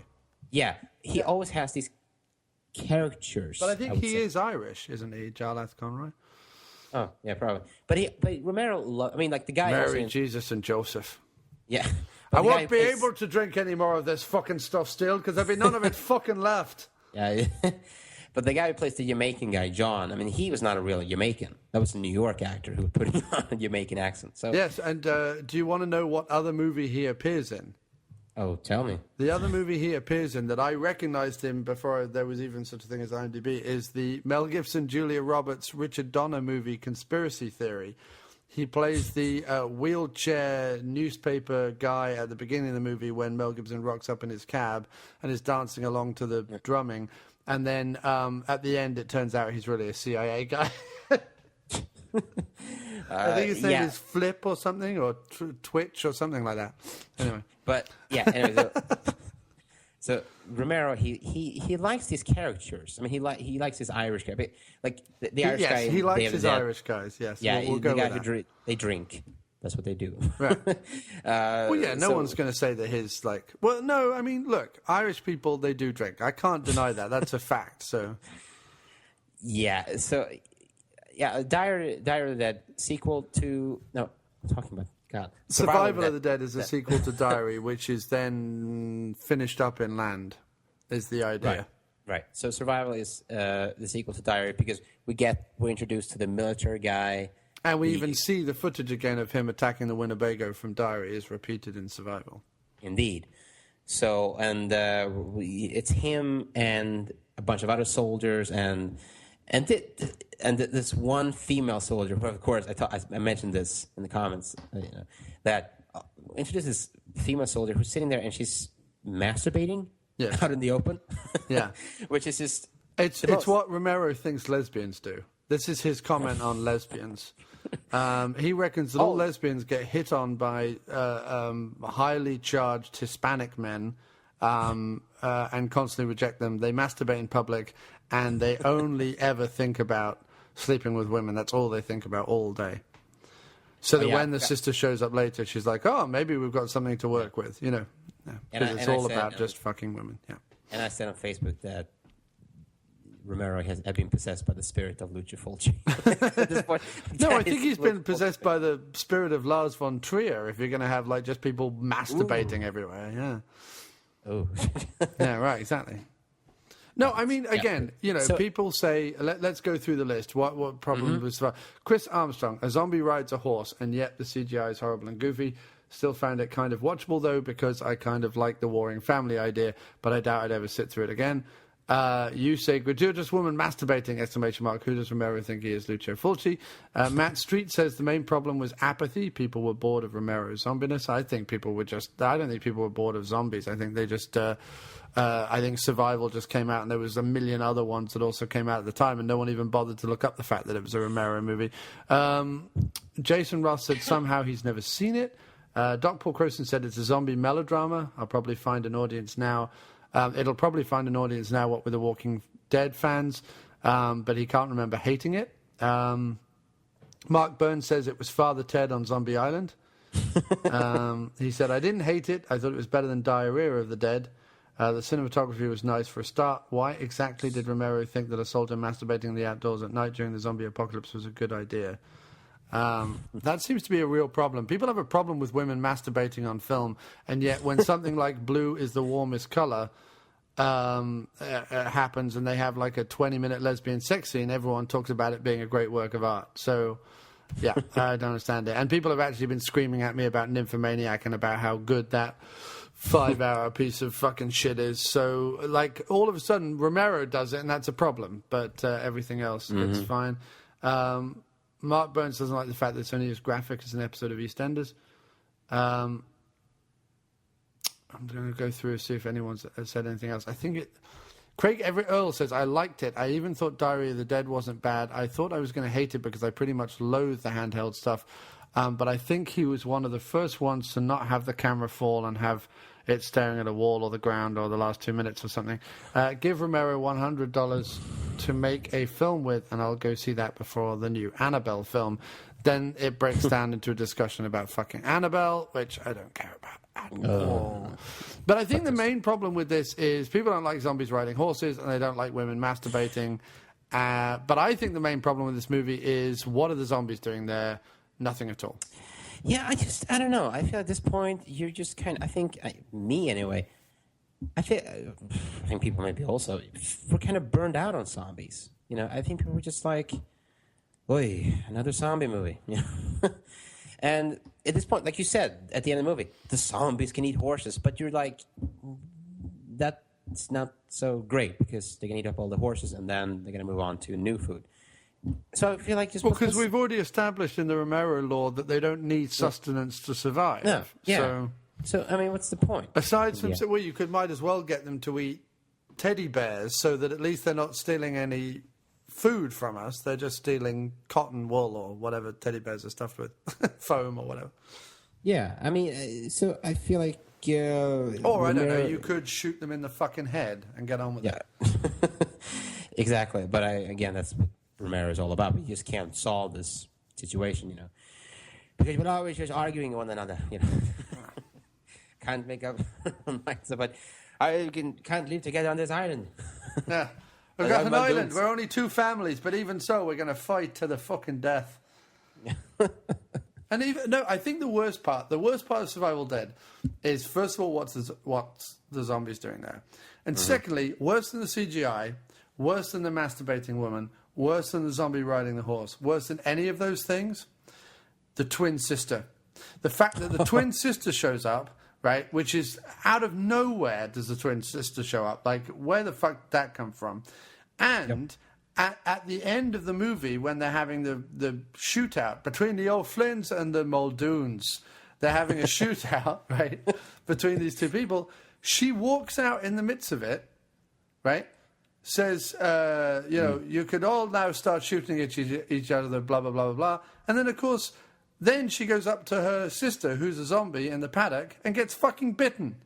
I'm like, well, that's just ridiculous. You know she's a zombie. What do you think she's going to do? And that's my main problem with it. She is the main problem with it. I don't like anything she does in the movie. Everything she does is stupid. Yeah, and what was the deal with the Muldoons? Like, they were, like, really religious and didn't want to shoot the zombies because they were still people. Well, again, that wasn't made clear. Are they too religious? Is it because they think it's a disease that could one day be cured? Like, what is it that their main problem is with zombieitis? Yeah, and they just want to use them as slaves in the end, which is kind of funny. Right, again, then it's a slavery thing, like the Yeah, you know, Story of the South or something. Yeah, the wife is in the kitchen. But I think somehow the guy. I'm trying to remember the plot of this one. Like, so the Muldoons. Throw Flynn out of the off the island. Well, I'll tell you the plot. The plot's really simple. O'Flynn is going around shooting all the zombies, like you would if you lived on an island where there would be a finite amount of zombies. But the Muldoons, they don't want him shooting no Muldoons. I'll be shooting my own Muldoons, thank you very much. So he kicks O'Flynn off the island for shooting a Muldoon. However, to be fair, O'Flynn does shoot a real human, or at least his group does. His group opens fire on an actual human for standing in their way. So he gets chucked off the island. He then goes on that funny little gadget gizmo thing that we talked about with the last movie, the internet. And he does a little video saying, come to Plum Island, because there's a bloody great island there where we can all live happily with no zombies and blah, blah, blah. But really what he's doing is he is hijacking people at the ferry terminal and stealing all their stuff, but still living at the ferry terminal. I don't understand why. No, none of it made any sense. No. Then the soldiers, none of whom are Irish, steal a armoured truck, and just when you think they might do something sensible with it, and, I don't know, drive off somewhere in their armoured truck where they would be safe, instead they go, let's have a look at this O'Flynn character and his, questionable get-to-the-island ploy. And they go there. Sure enough, they get ambushed. Lots of people die. Someone gets bitten. Someone else swallows some zombie blood in the water when he's swimming out to the ferry. Yeah, so the characters are the military, and then there's some other guy. I'm trying to remember. There's some young kid they pick up. What was his deal? He was hanging out with the security people. Oh, all right. And they had $1 million. And we're never told why that's relevant, because I presume money in a zombie apocalypse doesn't really fucking matter. But O'Flynn wants the money, and the army want the money, and everybody wants the money. And then they go to an island. Yeah, it is pretty shit, isn't it? It is actually pretty... Now I'm thinking about it. Although I watched it and I was like, oh, this is all right. Let's go to an island where we can be safe. It is pretty shit. None of it makes a lot of sense. At all. Safe as shit. This is what I think an episode of The Walking Dead would be like. It just feels like it would, because at some point, but at some point in The Walking Dead, they settle. I think it's season 2 or something. They settle down at a farm somewhere, and that's like where the whole season. Yeah, that's season 2. Yeah. Oh right, yeah, I heard it's really bad. So this one, it just feels like Romero is just kind of. Yeah, he's making a Western. I guess he really wanted to make a Western. But it just feels like, what's the point to any of this? Like, what is it? Well, the thing is that Romero doesn't want to make zombie movies anymore. That's, abundantly clear, I don't think. But he can only get money. But, of course, he puts zombies in his films because he can only get money to make zombie films. Right, but he hasn't made a movie now in, 5 years, 4 years? Yeah, and I mean, if he were to make another film, what do you want to see from him? I mean, not a zombie film. Anything but a zombie film. Yeah, I'm wondering what he could make. Because I thought Bruiser was. I heard that was really bad, but I thought it was decent. I'd like him to do. I would have really, really, really liked to have seen him do The Stand. We talked about that on Facebook actually. Either The Stand or. What's the other one? The Dark Tower or whatever, the thing that King keeps trying to get off the ground and won't go off the ground? Yeah, The Stand, which is, they're actually working on The Stand right now. It's going to be a 3-hour-long film, which is kind of surprising. I thought they were going to do pointless. Make it a miniseries or don't do it at all. Romero was going to do a 3-hour film, so I'm a little bit curious as to what this 3-hour-long film is going to be like. But I think what I'd like to see Romero do... I mean, I know in the 80s he was supposed to direct... He was supposed to do Pet Sematary right after Monkey Shines. But, I mean, how does Romero do The Stand, I guess, because it's got a very religious ending? Like, how do you... Oh, that ending is just... It's awful. It's the worst ending of anything ever. Yeah. But, also it would cost a lot of money, I think, to do The Stand. I don't think he would get the budget for that. And Romero, he doesn't trust studios anyway, so he probably Well, if they are making a movie of it, they're going to cut out all the good things about the... Yeah. But I think, like I said, Romero was going to do Pet Sematary back in the 80s, right after Monkey Shines, but Monkey Shines took too much longer time. Yeah, but I mean, that's so a I bit could too I could see similar. him maybe like, because honestly, I'm not that big of a fan of the original Pet Sematary. I think maybe if like someone like Romero could do a new take on that book, that story, I wouldn't mind seeing that. So what I want to see Romero do now. Maybe. I mean, he should do a movie about optometrists because of his large glasses. Yeah. yeah, probably. There was some talk about him. You remember this? There was talk of like him doing a remake of Deep Red with Argento. Remember that?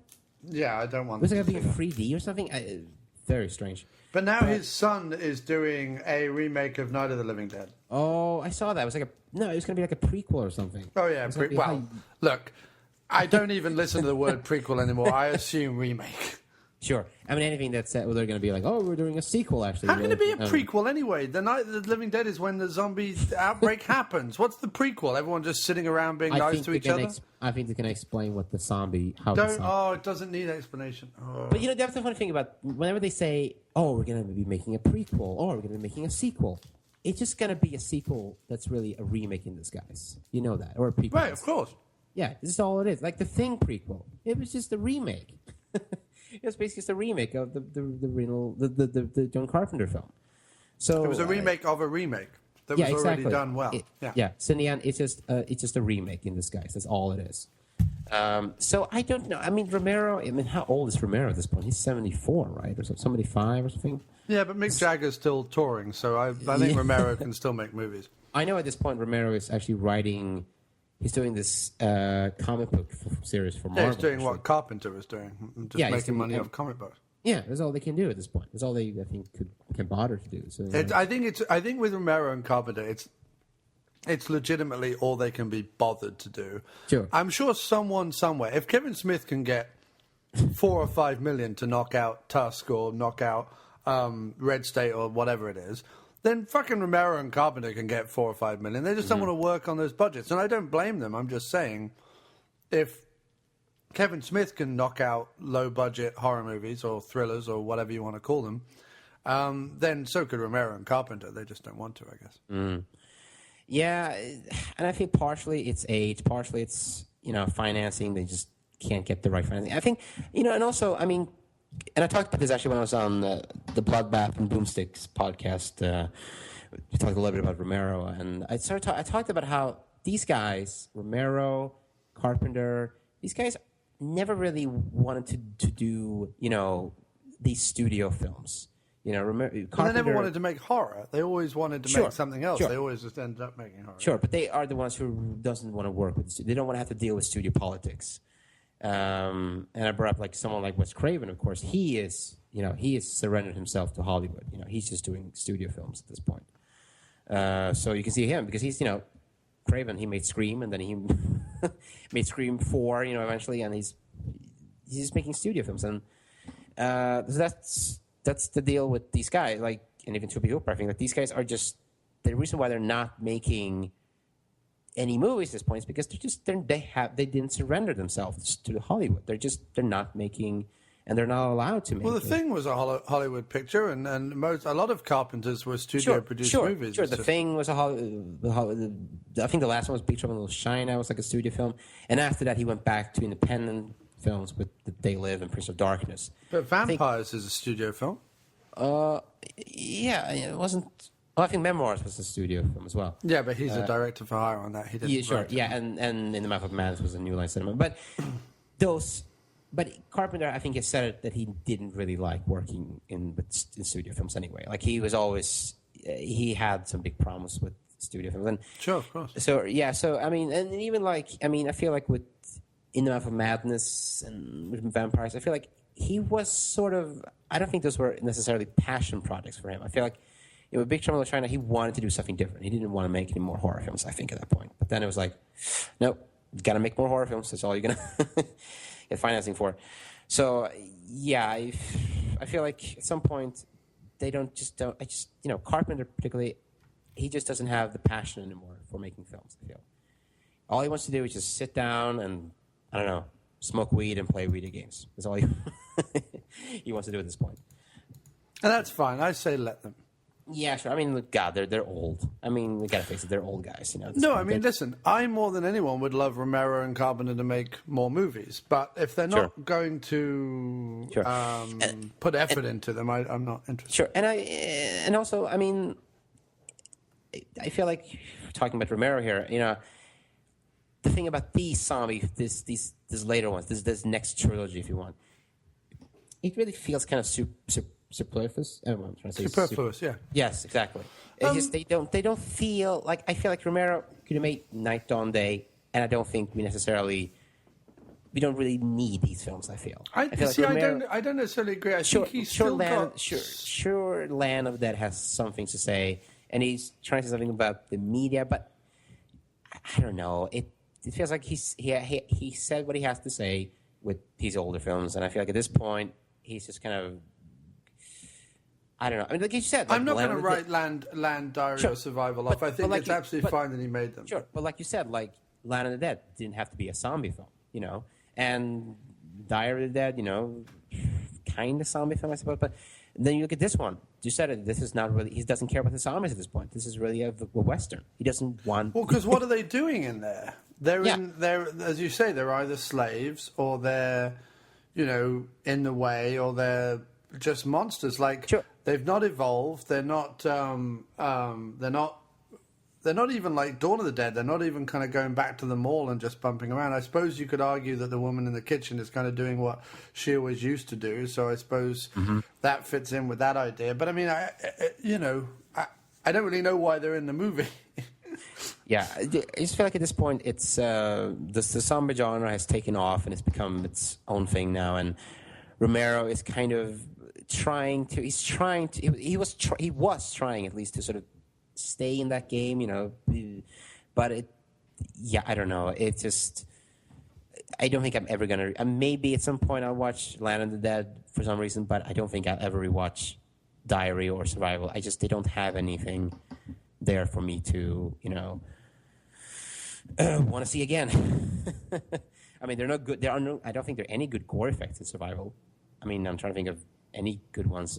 The horse effect, I guess, or the... Yeah, but I mean, even when they're ripping out the guts, I'm just like, I've seen this done better before, you know? It's just... See, I'm very uncynical about the last few Romero movies. The reason I want to talk about them is because I don't want to just unrelentingly hate on them. I think that there is stuff to be seen in all three of them that is interesting. And I think equally, if you were to be genuinely fair and genuinely honest and take off the rose-tinted spectacles, there's equally stuff to poke holes in Night, Dawn of the Day. It's just that people don't. Maybe not as much, and maybe not as relevant holes, and maybe, you know, you do slow down as you get older. Maybe he's a bit lost his touch, but I still think he's trying to do something interesting, which is why I can't write him off completely.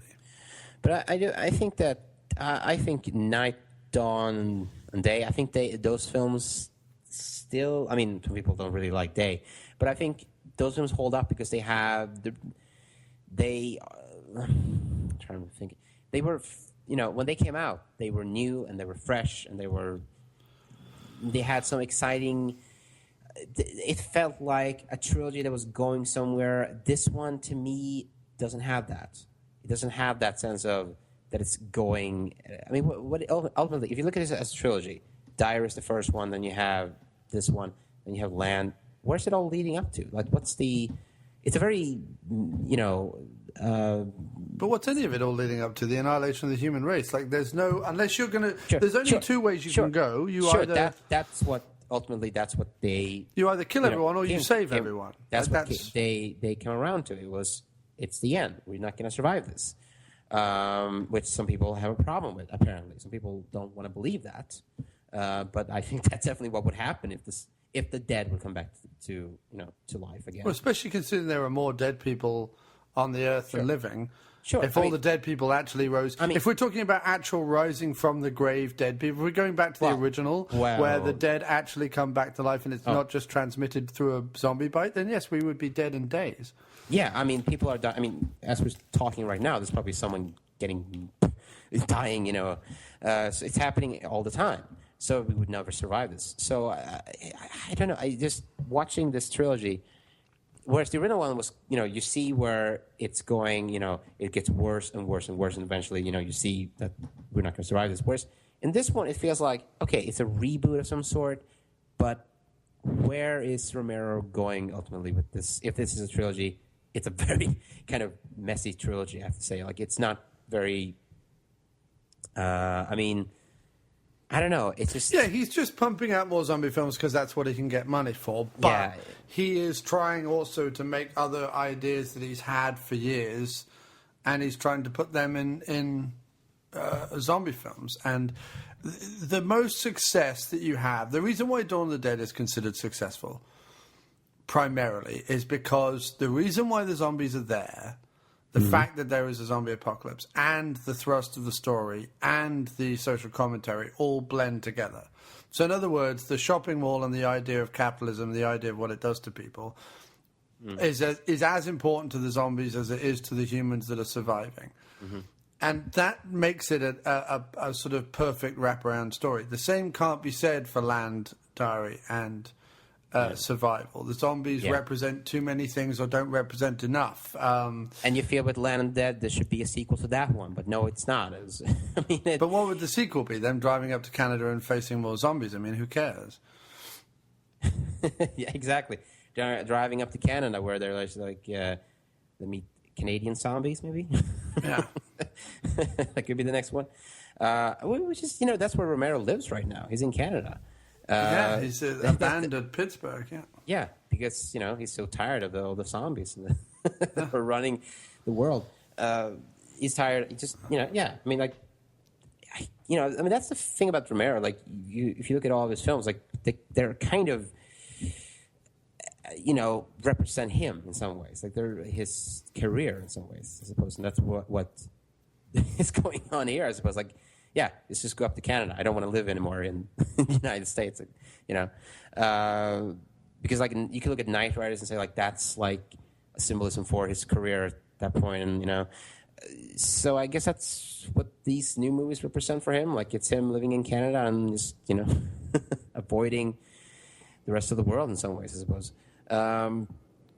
But, yeah, I feel like with the older ones... And it's not just nostalgia here. It's like those ones are memorable. They have great soundtracks to them. They got great action scenes. I don't really get that out of these ones. Like, I don't remember the music at all in any of these movies. You know, I don't.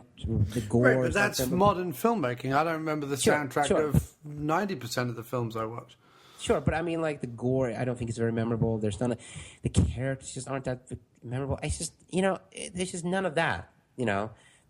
What I love about the original ones, I don't get the same kind of exciting... No, and I can't lie and say that I get the same thrill from watching these ones as I do from the original ones. No, the best I can say is, like, okay, sure, Romero was trying here. I just don't want to sit around and, like, needlessly poke holes in three films which are certainly better than most of the straight-to-video zombie shit that came out around this time. I mean, sure. I mean, my problem is just that I don't watch modern horror films in general. I just don't care about them. No. Some I like. I mean, but I just don't care. Yeah. I'm just someone who just don't care about modern horror. I think the last three I liked was I liked Dead Snow, I liked You're Next, and I liked American Mary.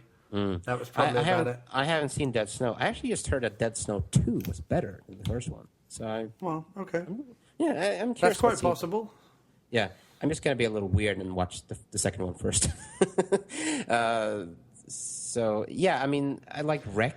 I like... Wreck, yeah. Sorry, Wreck, yeah. Oh, yeah. Modern horror. I mean, Wreck, I like... Maybe House of the Devil, I think, maybe. But that was like a throwback to 70s horror, so that one maybe doesn't count. So, I mean, yeah, it's... Modern horror films, you know, you look at Insidious and you look at The Conjuring. I mean, just these boring, you know... Yeah, they're making a third Insidious movie. They're making Yeah, it's all about finding the devil. It's just, and in the end, good survival. So, and I mean, zombies at this point have become so. I mean, they're cultural. They're part of pop culture now, and it's difficult to make it's almost like what's happened with the slasher genre. I guess it's like it's tough to make a straightforward zombie film at this point and take it seriously. I guess. I mean, you look at Zombieland, for example, which was all about, here are the rules, in the zombie. Right, it's because everyone's an ironic hipster fuck these days. That's exactly. So watching something like this, where it gets very repetitive, and it's like the people in this movie they're not used to zombies.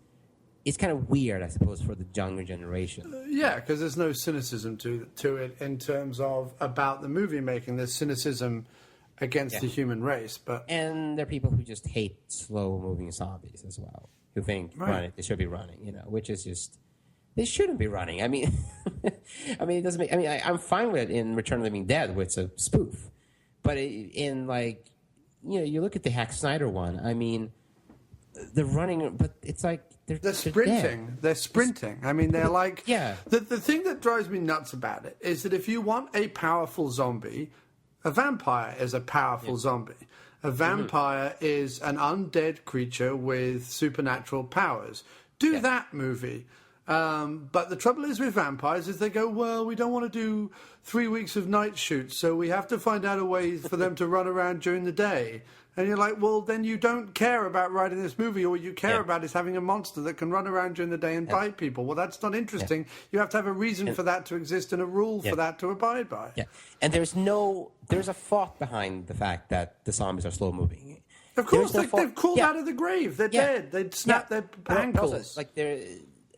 There is no thought at all behind the fact that they are running in Hacks. The only reason why they're running is because it's scary. Someone saw 28 Days Later and said, "Let's do that again. Let's just repeat that." But 28 Days Later are not zombies. No, yeah, sure, but they're zombie-like. It's a virus definitely, but they're infected. They're raging. It's like rabies or indeed. Because when that one came out, it was like 2002, I think.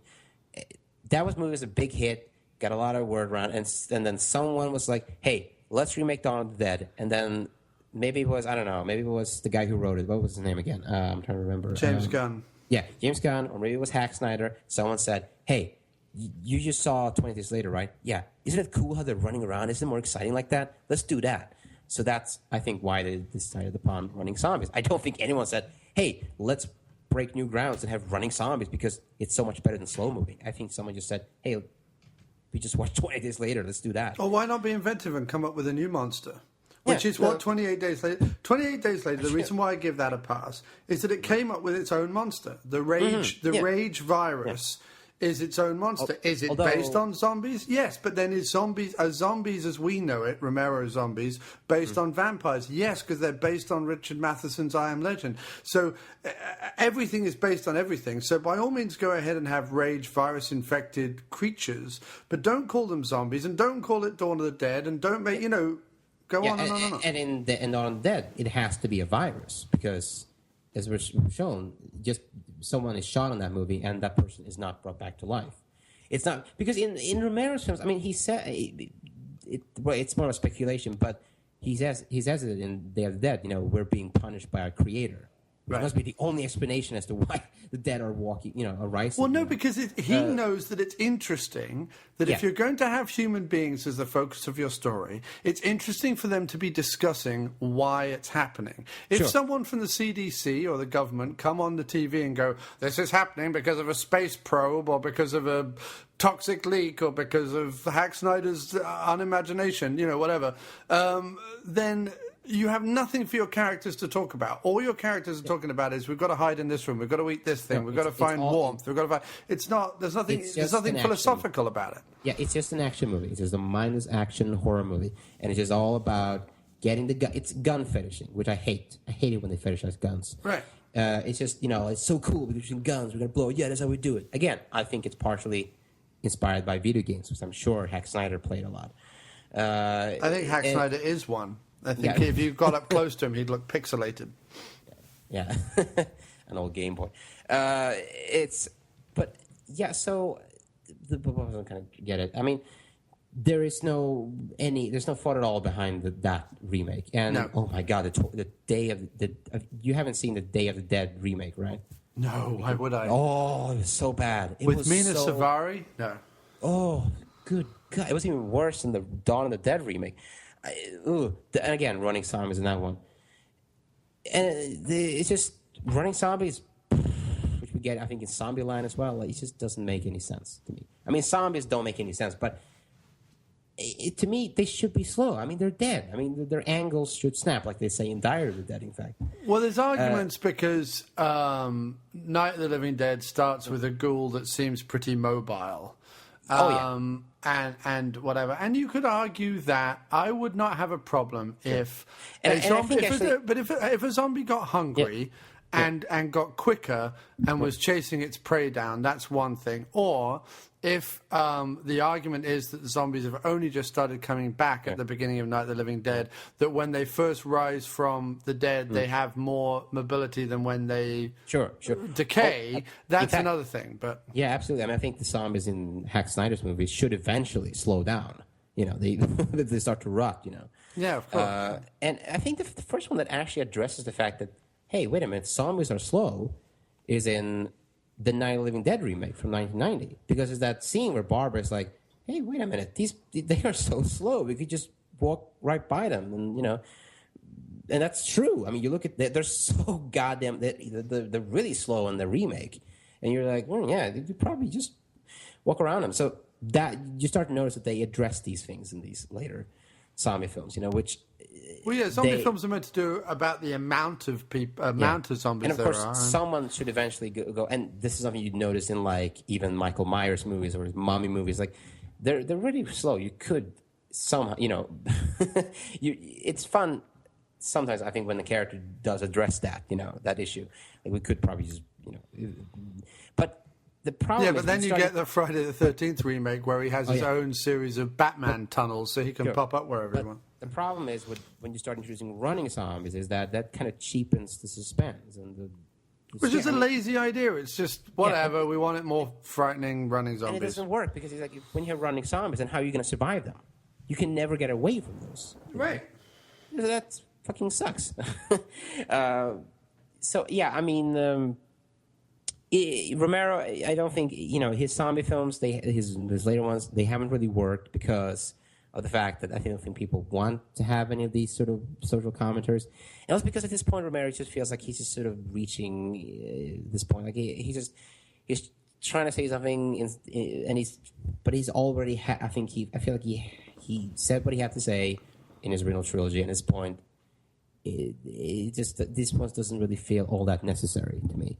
And I don't think they're all that particularly memorable. Land of the Dead is the one I definitely remember. It feels like, okay, Romero came back and did another one. And that was kind of fun.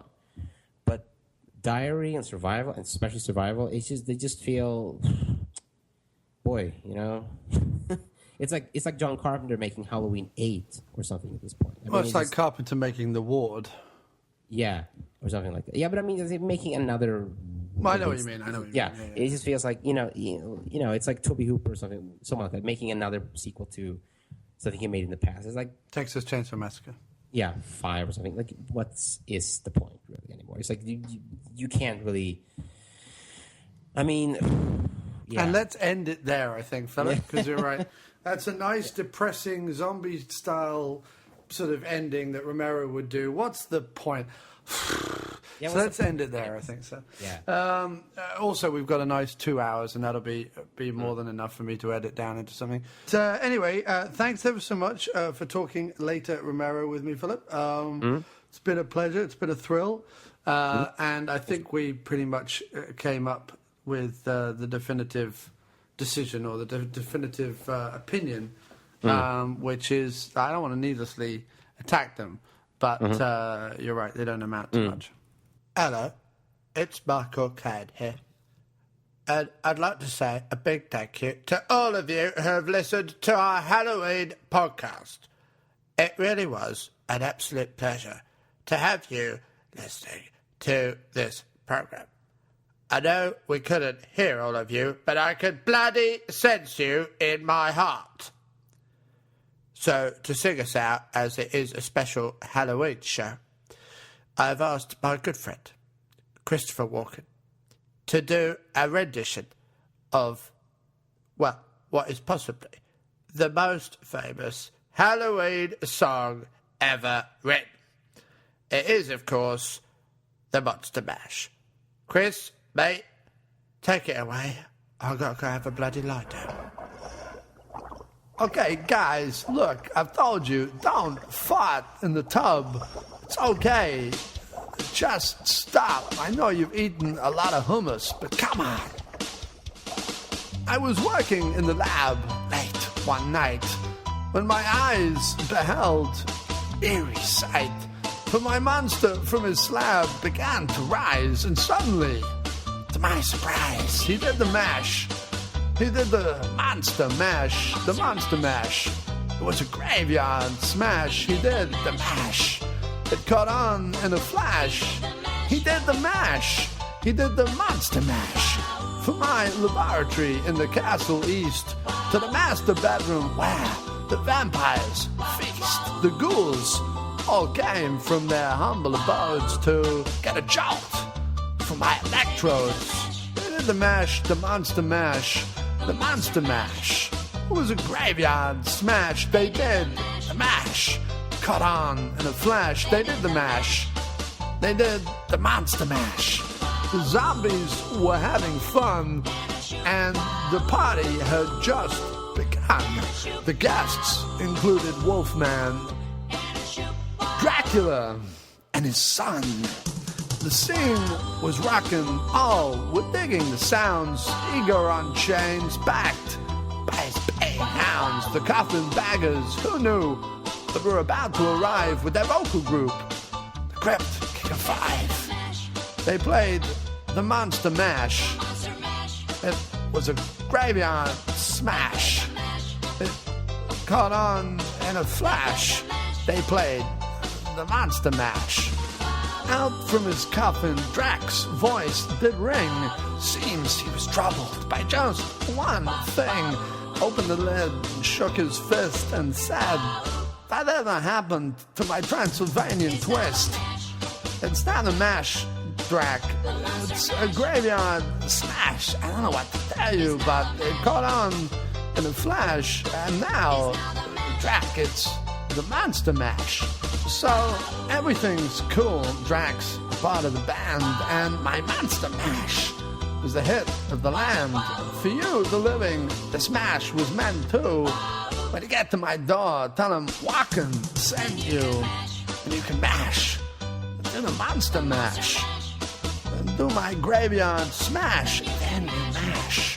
You'll catch on in a flash, then you mash. Then you can Monster Mash. Oh, look, come on, guys. The fuck have you been eating? It stinks in here. Stop farting in the tub. Have you no decency? Love of Christ. Frank. Jesus. Like the show? Well, you can find our complete podcast archive over at amdpodcast.blogspot.com or aftermoviediner.com. You can send us an email at aftermoviediner@gmail.com, tweet us at aftermoviediner, or follow us on Facebook at facebook.com/aftermoviediner. Or why not be a part of the show and leave us a voicemail over at speakpipe.com/aftermoviediner. You can also support the show a number of ways: by spreading the word to family, friends and co-workers, by writing us a review over at iTunes or TalkShoe, by purchasing some excellent diner merchandise over at cafepress.com/aftermoviediner, by donating on our website, by advertising with our website, or maybe you're a regular Amazon user. If so, then before you make a purchase, go to amdpodcast.blogspot.com, aftermoviediner.blogspot.com, or aftermoviediner.com and click through the Amazon banner ads. It costs you nothing extra, but they throw us a few coins for the trouble. Or, like the movies we cover, then buy them over at our personal Amazon store, also on amdpodcast.blogspot.com. Really, thanks everybody for everything you continue to do, and please keep listening. There are men, and then there are second unit podcast men.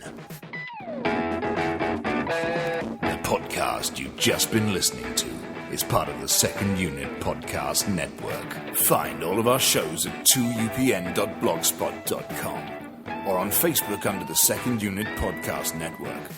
Our fantastic list of shows include Drunk on VHS, We Came from the Basement, No Budget Nightmares, The After Movie Diner, Dr. Action and the Kick-Ass Kid, and Bloodbaths and Boomsticks.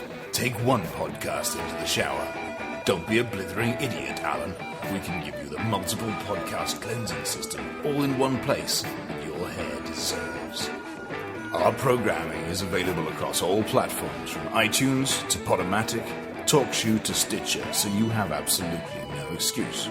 Listen today, and a free naked person of your choice will be shipped from Thailand to your door in a matter of weeks. The Second Unit Podcast Network, bringing you the action and leaving the boring stuff to the other guys. Bloody hell. Who does a girl have to blow around here to get a decent beverage?